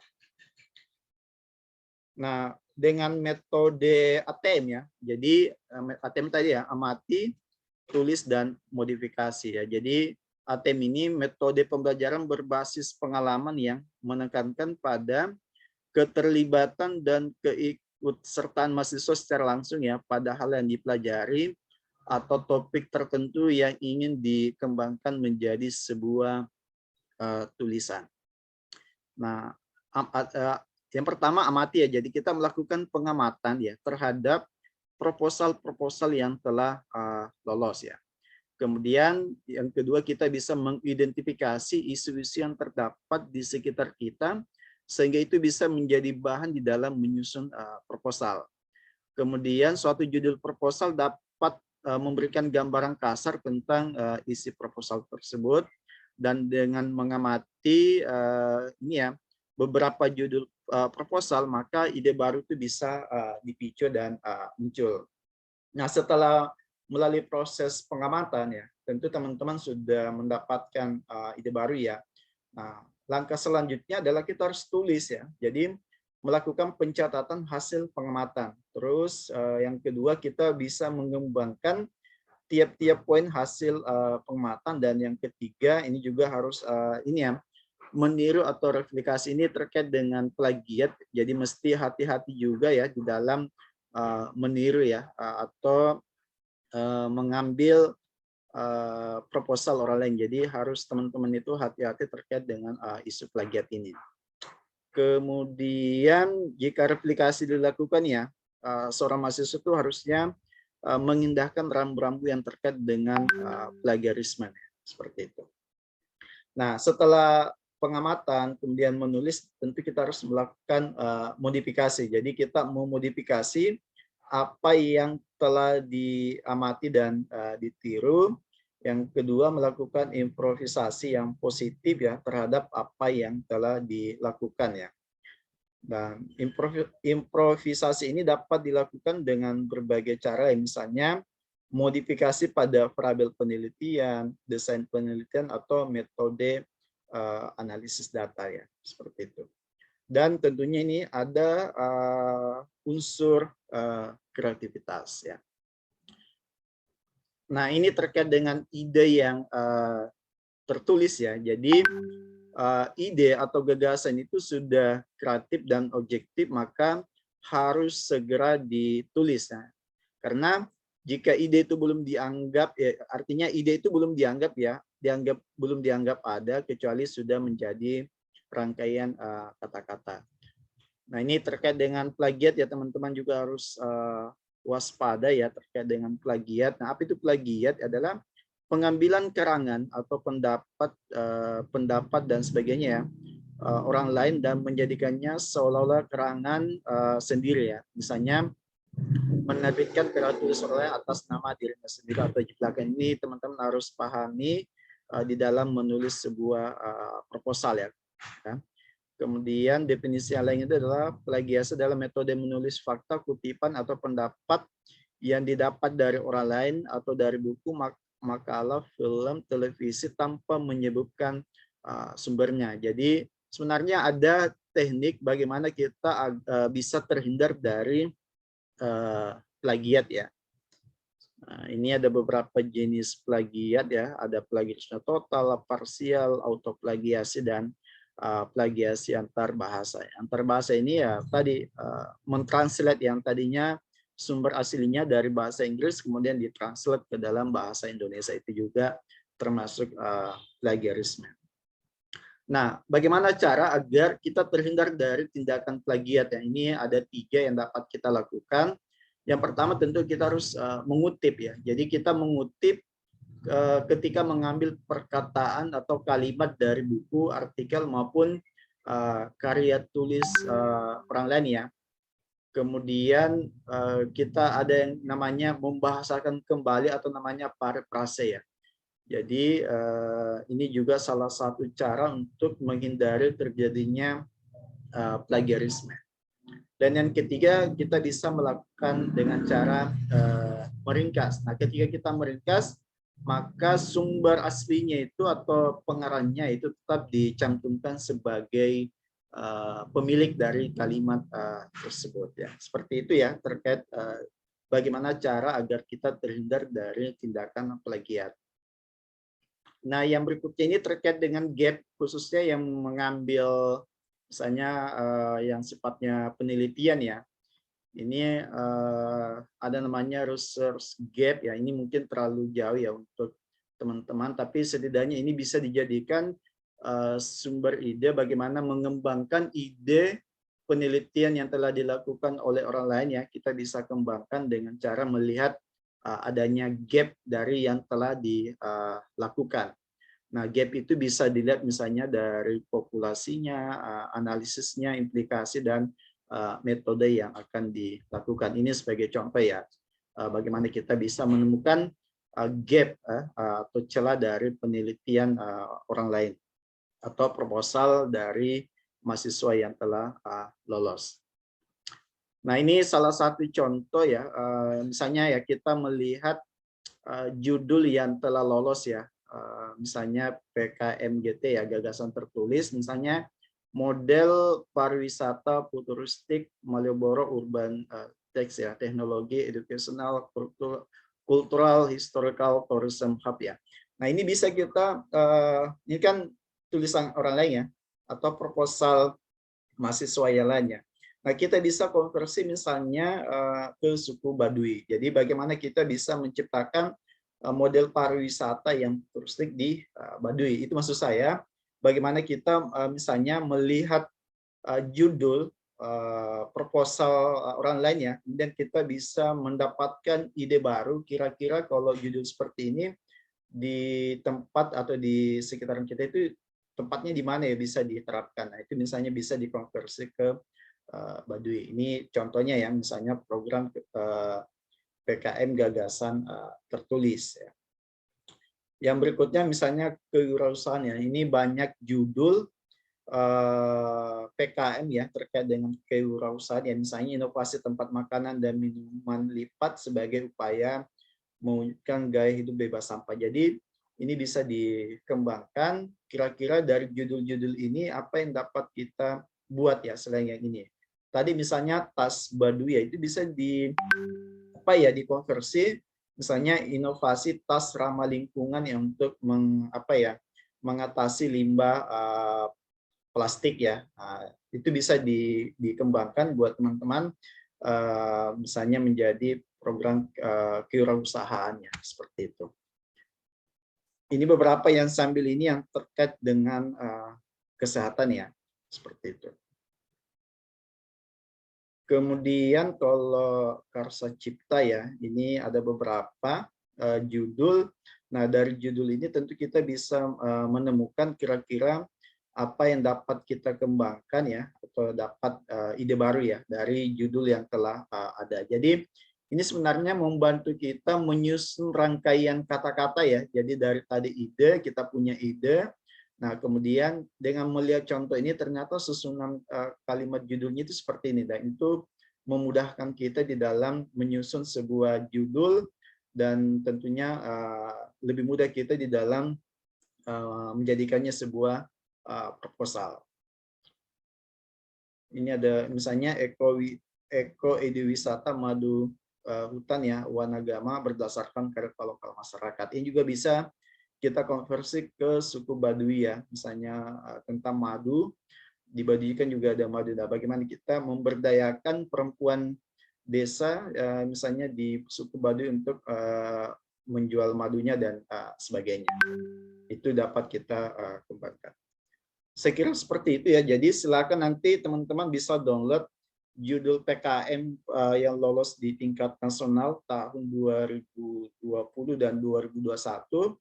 Nah, dari ide-ide tersebut teman-teman dapat mendapatkan ide dan inspirasi ya untuk menyusun proposal PKM. Saya kira seperti itu. Terima kasih. Assalamualaikum warahmatullahi wabarakatuh. Saya kembalikan ke moderator. Waalaikumsalam warahmatullahi wabarakatuh. Terima kasih kepada Pak Buhari. Baik teman-teman, sekarang kita memasuki sesi tanya jawab dari teman-teman mahasiswa. Apakah ada yang ingin bertanya? Boleh langsung open mic atau raise hand atau tulis di kolom chatnya. Baik, kalau tidak ada mungkin saya buka diskusi ini ya, diskusi open discussion aja. Mungkin saya ingin bertanya kepada Pak Heri Haryanto. Apakah masih ya? Baik, Pak, dari saya sendiri ingin bertanya, kalau misalnya ada mahasiswa yang tahun ini dia menang PKM, Pak. Kemudian tahun depan dia maksudnya lolos untuk diajukan ke nasional. Kemudian tahun berikutnya dia ingin ikut lagi. Apakah itu diperbolehkan, Pak, dari Untirta? Boleh. Boleh. Intinya selama dia menjadi mahasiswa Untirta, berapapun boleh. Intinya seperti itu. Secara umum bahwa yang bisa aturannya yang bisa menjadi peserta PKM itu adalah selama dia terdaftar sebagai mahasiswa. Baik, Pak. Kemudian jadi untuk selama dia terdaftar sebagai mahasiswa. ya, baik. Seperti itu dulu. Ya. Ataupun begini, kalau ada kasus memang terjadi di Untirta. Biasanya gini, yang tingkat akhir PKM RE penelitian itu lebih kepada skripsinya, gitu ya. Kemudian pada saat dia melakukan dan didanai, karena memang pada saat itu PKM-nya mundur dari Belmawanya, mahasiswanya sudah lulus. Nah, itu juga menjadi tantangan itu seperti itu juga. Dan mau tidak mau, makanya dipersiapkan anggotanya. Mau tidak mau, ketuanya harus diganti dengan yang anggota itu. Begitu sih. Itu kira-kira. Jadi misalkan PKM ini satu tim gitu ya Pak, ada 3-5 orang. Kemudian ingin dilanjutkan menjadi skripsi gitu. Mungkin atau apakah mungkin gitu idenya bisa dipecah untuk 3 atau untuk 5 mahasiswa untuk menjadi sebuah skripsi gitu Pak?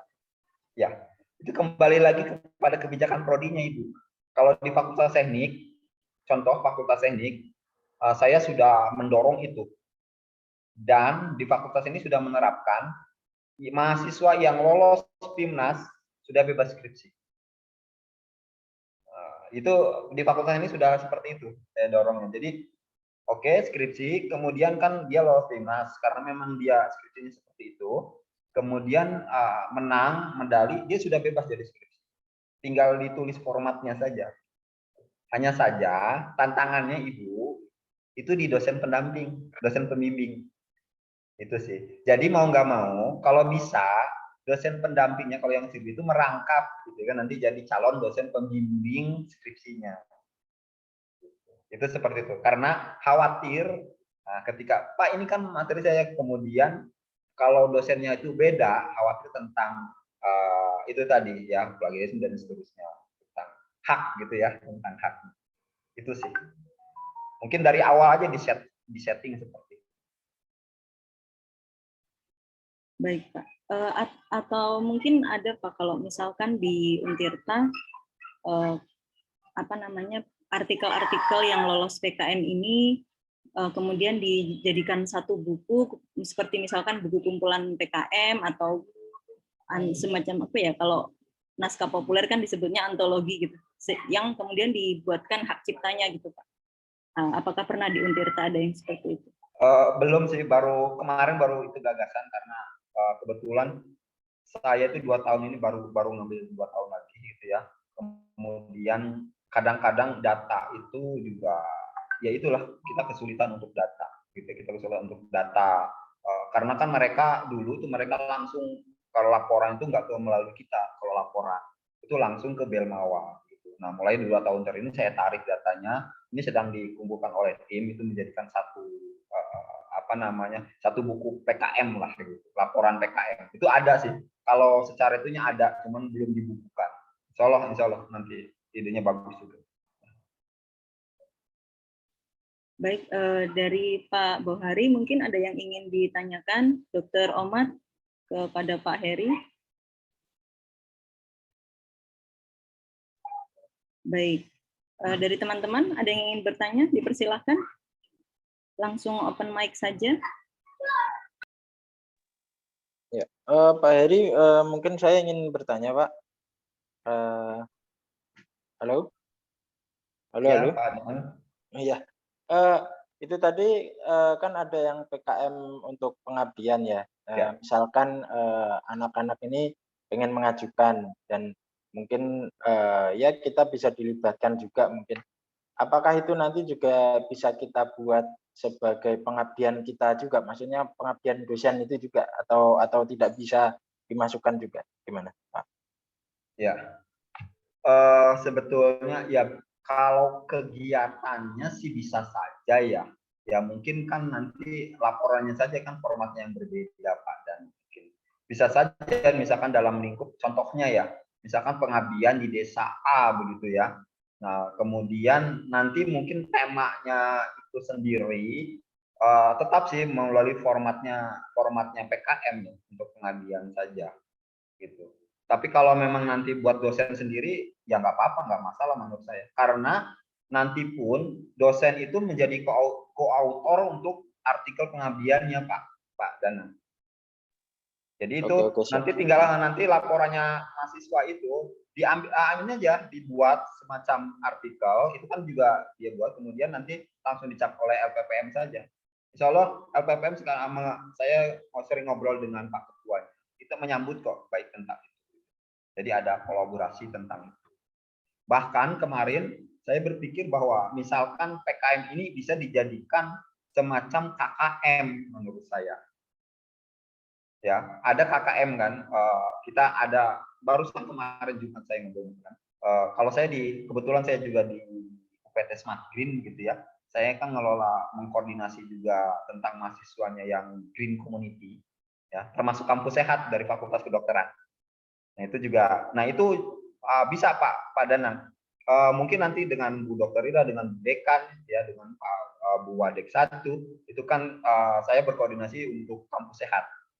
Nah itu bisa dijadikan menjadi PKM untuk program untuk pengabdian masyarakat. Nah, itu ide-idenya di situ aja. Kampus sehat nanti kita dukung juga karena UPT Smart Green kan ada SDGs di situ. Jadi di bawah UPT kami berkolaborasi saja. Menurut saya ide-idenya banyak kok Pak. Ya.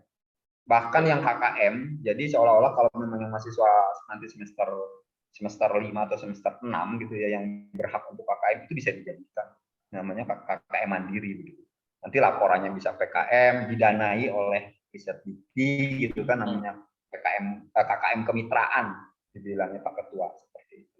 Jadi banyak Pak yang bisa kolaborasi. Oke, siap Pak. Terima kasih Pak. Gitu Pak Danang. Ya, terima kasih Pak Danang. Kemudian dari teman-teman, adakah yang ingin bertanya kembali? Baik. Izin Pak bertanya. Ya. Tantangannya menurut saya di mahasiswanya ini Pak Wahri. Iya Pak, betul. Ya kita ngobrol seperti ini gitu kan. Ya memang jangan ya kalau kedokteran misalkan saya paham maksudnya karakteristik metode pembelajaran di kedokteran gitu ya. Bu Dekan, Bu Dokter Ira sering ngobrol Pak ini sibuk gitu kan. Yang kami saja ya seperti ini. Jadi mungkin tadi idenya Pak Wadek 3 gitu ya. Tanda kutipnya sedikit dipaksa dikit Pak Bu Hori dan Bu Dr. Regi ya. Jadi sebetulnya universitas sudah memaksa loh. Memaksanya bukan memaksa mahasiswa tapi memaksa dosen. Lihat edaran, coba Bu Pak Wadek mungkin. Itu ada edaran dari rektor bahwa dosen yang non jabatan itu wajib membimbing untuk dimasukkan ke dalam remun. Itu sudah ada. Mungkin dasar hukumnya Pak Wadek 3 menyatakan itu dari anjuran Pak Rektor, ada suratnya. Ada itu suratnya. Ya, Pak, jadi tahun kemarin sudah ada itu sebenarnya Pak. Ya? Ya, dari tahun kemarin sudah Ya, ada itu ya. sudah ada. Tahun 2020 sudah ada Pak Wadek. Makanya ya. Pak Wadek punya dasar hukum itu untuk memaksa dosen. Tinggal di fakultas tidak mungkin jabarkan tidak dalam bentuk edaran tapi instruksi gitu ya. Nah, itu maksud saya begini aja. Ada dorongan gitu. Pak Wadek, oke lah. Susah kalau nunggu mahasiswa betul. Kita harus memang ada dosennya. Mungkin caranya begini. Bagi dosen ya untuk yang HUM dan remun kita tidak pasti itulah gitu kan, ada kan untuk poinnya. Menurut saya teman-teman dosen gini Pak Wadek cerita, PKM itu kecil remunnya. Memang kecil. 0, mungkin akan dibuatkan semacam bertahap. Tapi kita lihat pengalinya itu loh. Kecil itu bukan pengalinya itu bukan proposal itu, tapi pengalinya itu mahasiswa. Coba kita lihat 3 sampai 5, 0,2 kali 5 sudah lumayan. Satu proposal itu. Dan dosen itu berhak bisa membimbing 10 proposal. Kalau coba saya berpikir logikanya, kalau kita bermain koin remun tanda kutipnya ya, bimbing aja 10 proposal, udah 10 kali 5 50, 50 kali 0,25 itu bisa masuk. Betul. Gitu. Maksud saya ya ini untuk dari sisi dosen ya. Nah, satu, kedua dari sisinya ya dosen harus bisa memaksa mahasiswa. Sebetulnya mahasiswa nggak rugi kok dipaksa itu. Banyak begitu untungnya. Izin Pak bertanya, misalnya idenya dari dosen, tidak apa-apa ya dilakukan oleh mahasiswa ya, Pak? Oh ya Pak, saya juga begitu. Awal-awal begitu Bapak. Awal-awal begitu nggak apa-apa. Nih saya punya ide. Jangankan, mohon maaf, jangan PKM. Skripsi juga begitu kan Pak? Ya kita harus memang seperti itu. Ya terus terang di PKM ini ya saya bergerak ya begini, Pak Wadek 3 ya udah, artinya ya yuk kita sama-sama gitu. Kita sama-sama. Pak Wadek 3 menurut saya ada apa namanya, ada tempat buat fakultas kedokteran, yaitu melalui kampus sehat itu. Kampus sehat itu. Jadi mungkin nanti saya sedang susun dengan Dokter Ira untuk tahun depan ini program kampus sehat. Ya, langsung kerjasama dengan Kemenkes dan itu didanai oleh Kemenkes. Nah, nanti dosen dan mahasiswa bisa ikut tuh situ. Program misalkan olahraga tentang senam sehat itu bisa masuk. Kemudian yang tadi gizi buruk itu masuk, pengabdian masyarakat. Saya rasa kalau kedokteran banyak pengabdian masyarakat. Banyak sekali. Kalau terutama penelitian juga bisa. Yang AI juga penelitian kecil di lab saja, Bapak Ibu dosen. Di lab ada praktek apa begitu ya, saya nggak paham. Kalau apa anatomi praktek itu, waduh saya nggak. Ini coba kecil, ada hasilnya, ada teori, ada hasilnya kan, itu dibuat tulisan. Gitu. Itu dijadikan AI mudah. Saya aja dulu dapat 5 tentang tugas mata kuliah aja. Tugas mata kuliah buat, yang penting udah harus dipaksa. Kan kalau mahasiswa itu dipaksanya dengan tugas mata kuliah kan nyambung. Betul, Pak. Ya kan nyambung kan? Oh ya, tugas mata kuliah. Itu satu. Kedua, yang menariknya mungkin yang kemarin nilai dipaksanya. Jadi ada penghargaan nilai buat mahasiswa.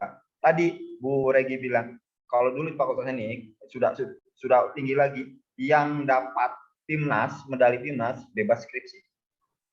Gitu kan. Nah, juga bagi dosen di kelas yang lolos, kalau saya yang lolos, tapi kalau saya sesuai dengan bidang ilmu, sesuai dengan bidang ilmu mata kuliah saya, yang lolos proposal dan didanai, kamu nilainya A. Tapi maksud saya, tapi itu yang ini ya, yang sesuai dengan mata kuliah kita. Kalau saya misalkan tentang rangkaian listrik, tentang kontrol gitu ya, saya di PKMKC menciptakan sesuatu kontrol. Nah itu kan sama sehubungan dengan mata kuliah saya. Itu yang memang dipelajari. Ya udah kamu lolos didanain, ya udah ngapain lagi. Jadi dipicunya seperti itu mungkin. Karena dipicu dan dipaksa. Gitu. Siap. Mungkin itu masukan saya sih, pengalaman lah. Saya 2006. Saya 2006 sudah dapat didanain. Pak Heri izin nanya Pak. Kalau tahun kemarin kan ada kuota ya, kalau soal kuota untuk pembuatan akun di website di Belmawanya itu. Nah sekarang gimana Pak ya? Biar kita bisa ada gambaran kira-kira berapa proposal yang harus kita penuhi gitu ya. Kita itu kesusahan karena sebetulnya yang salah itu Belmawa, Pak Wadek 3. Jadi dia memberikan kuota itu di akhir-akhir. Padahal jadi kalau kuota itu tergantung prestasi. Pada saat ini dulu kita kuotanya dapat 500 mahasiswa. Nah, 500 proposal. Tahun kemarin itu karena prestasi mahasiswanya jeblok ya. Mungkin karena pandemi juga. Jadi hanya ada kemarin tuh 255 proposal dari Belmawanya katanya. Nah, itu yang memang kita harus memang menjadi tantangan Pak Wadek. Begitu. Kemudian tahun kemarin itu kita nggak siap-siapnya, pembagian kuota itu di akhir-akhir sama Belmawa. Jadi kita sudah menyiapkan 400, ternyata 255. Kita harus membuang itu.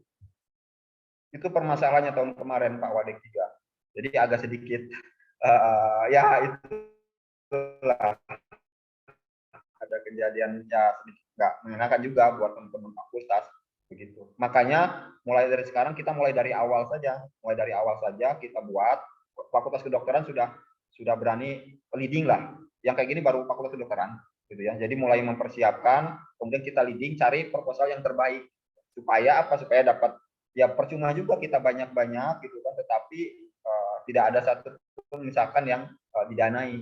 Dengan sedikit misalkan 10 nggak apa-apa, tapi diterima lah 5 atau 6. Itu sih Pak Wadek 3. Saya sedang komunikasi terus untuk yang kota dengan Belmawa untuk tahun ini. Oke Pak Heri, makasih. Ya, baik, terima kasih Pak Heri. Saya jadi ini Pak penasaran Pak.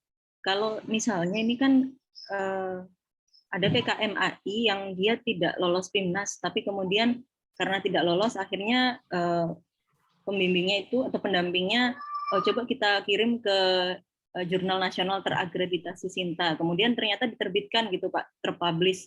Apakah itu bisa gitu kira-kira mahasiswa jadi lolos dari skripsi atau tidak perlu skripsi lagi Pak?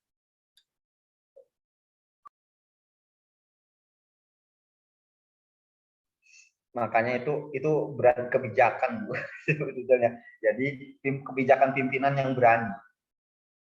Ya, jadi untuk yang lolos skripsi itu baru teknik saja Ibu. Pertanyaan juga ada sih. Jadi tidak bukan kebijakan UNIF. Tapi kalau di UB Brawijaya yang memang tiap hari UGM itu sudah diterapkan dari jauh-jauh hari, makanya dia prestasinya luar biasa. IPB micu dia gitu, pemicu itu.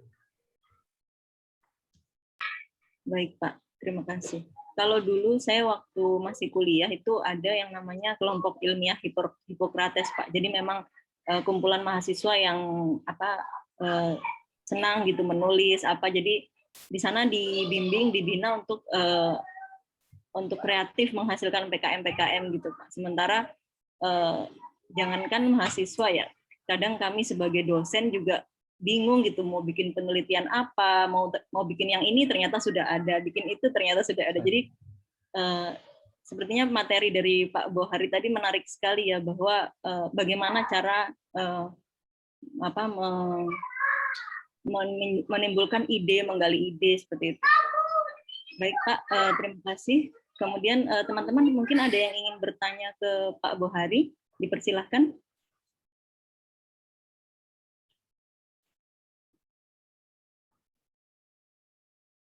Ya, Bu izin info saja. Yang tadi Ibu bilang itu memang kalau saya sih sebetulnya memang seperti saya membuat sebuah kelompok namanya Green Community. Ya, Green Community karena memang saya di UPT Smart and Green ya. Jadi bergerak kepada sustainability campus, green campus gitu ya. Nah, itu bebas gitu.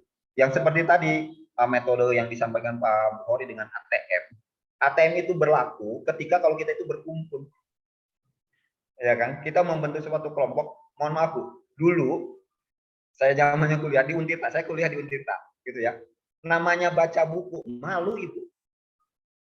Teman-teman tuh pada teman pada nongkrong gitu kan di apa namanya di kantin gitu ya, sendiri baca itu malu, kayak malu. Tapi kan sekarang karena itu jadiin kebiasaan, jadi ya udah baca buku di mana-mana gitu. Jadi buat iklim penelitian, iklim akademiknya itu dibuat dulu dengan kelompok. Kalau sendiri-sendiri kadang-kadang kan malu. Nah, insya Allah dengan kelompok yang saya Green Community itu saya membentuk itu Bu. Penelitiannya kemana begitu kan. Dan pelintas ke ini kementerian, saya ke PUPR, saya ajak, jadi dari situ ide-ide tuh. Setelah itu kan mangga siapa gitu, ayo teman-teman dosen juga, ayo kita gabung aja sebagai pembina, ayo kita kelompok apa mendirikan, ayo jalan aja. Kalau kedokteran bisa lewat kampus sehat, saya kan bisa banyak. Nanti yang penting mahasiswanya diajak aja untuk terjun ke lapangan. supaya metodenya Pak Buhari dengan ATM itu terlaksana. Kalau cuman ya di kamar dan online aja susah. Betul. Iya. Diajak aja Pak Buhari, diajak aja. Iya, iya Pak, ini saya di sudah Sindang mau. Sari. Nah, siap Pak. Ini kami coba pendekatan ke mahasiswa untuk membentuk kelompok-kelompok kecil, minatnya kemana, nanti kita arahkan idenya itu kalau mau misalnya bidang pengabdian, nanti kami arahkan yang tren itu sekarang kayak begini, silakan dibuat apa idenya gitu. Kemudian kalau penelitian apa gitu. Insya Allah Pak, nanti sebentar ini kami coba gabung dengan mahasiswa dengan membentuk tadi kelompok-kelompok kecil untuk diskusi, misalnya yang tadi ya bidang kewirausahaan, pengabdian atau penelitian, ya sehingga di situ bisa sharing ide Pak, jadi bisa sama-sama menulis gitu. Insya Allah Pak Lisa. Ya untuk saat ini harus kita sebagai dosen yang harus memberikan dulu sementara seperti itu. Mau nggak mau kayak dulu juga Fakultas Teknik saya seperti itu. Harus dari kita dulu. Nanti setelah mulai, oh iya ya sudah mulai jadi kelompok. Jadi mau nggak mau kalau kitanya diam juga, menurut saya juga masih belum ya. Siap saya bantu, baik mau di kampus sehatnya boleh di Green. Saya Green Friday itu setiap hari Minggu kedua kita ngadain. Kemarin dengan Fakultas Pertanian tanam jagung sama-sama, ngebuka kebun yang di belakang. Ayo semua, lintas fakultas itu, bukan lintas fakultas. Mulai dari situ mungkin bisa pengabdian yang tadi ya, posyandu dan seterusnya. Saya yakin juga teman-teman mau gitu.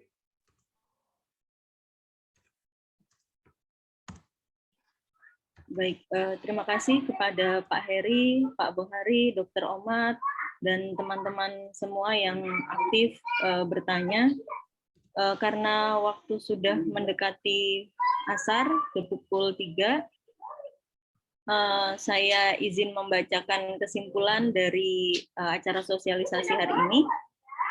Jadi dari penjelasan Pak Heri tadi, ada 8 skema PKM, yaitu PKMR yang berupa pengamatan mendalam berbasis riset untuk mengungkap informasi baru, kemudian PKMK berupa produk iptek sebagai komoditas usaha mahasiswa, selanjutnya PKMPM yaitu pengabdian masyarakat, PKMPI, PKMKC, kemudian PKMGFK yaitu berupa gagasan futuristik dan konstruksif, ini bisa berupa video yang diunggah ke YouTube.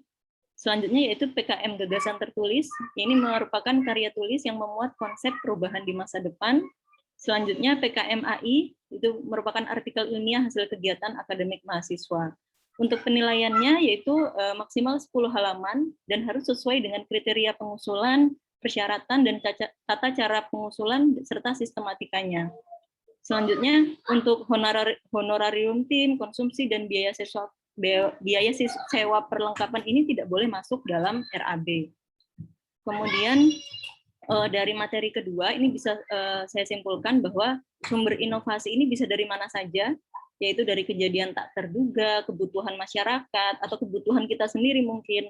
Selanjutnya perubahan demografi, kemudian gap antara harapan dan realita.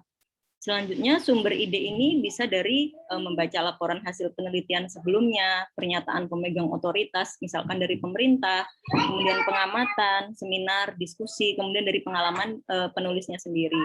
Untuk teknik menciptakan ide baru ini bisa dari brainstorming atau focus group discussion, yaitu membentuk kelompok-kelompok kecil yang mereka minatnya yang sama, misalkan minat ke gizi, terus minat ke kesehatan, kedokteran, kesehatan masyarakat, dan sebagainya.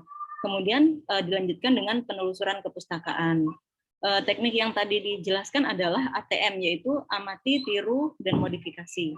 Baiklah, demikian kesimpulan acara sosialisasi hari ini. Terima kasih kepada Pak Heri, Pak Buhari, pembicara yang telah menyampaikan materi yang sangat bermanfaat, juga kepada para peserta yang aktif berpartisipasi dalam acara sosialisasi ini. Acara saya kembalikan kepada MC, kepada Aziza. Assalamualaikum warahmatullahi wabarakatuh. Waalaikumsalam warahmatullahi wabarakatuh. Baik, kita telah sampai di penghujung acara. Semoga apa yang telah disampaikan oleh Bapak Heri Haryanto STMT dan Bapak Bohari SGZ MKes dapat bermanfaat serta memotivasi kita untuk membuat sesuatu yang kreatif, inovatif, dan bermanfaat tentunya. Saya Aziza Kurzia selaku Master of Ceremony. Mohon maaf apabila terdapat kesalahan kata dan kekurangan. Saya pamit undur diri. Terima kasih. Wassalamualaikum warahmatullahi wabarakatuh. Selamat sore. Salam Jawara Sehat. Waalaikumsalam. Waalaikumsalam. Terima kasih.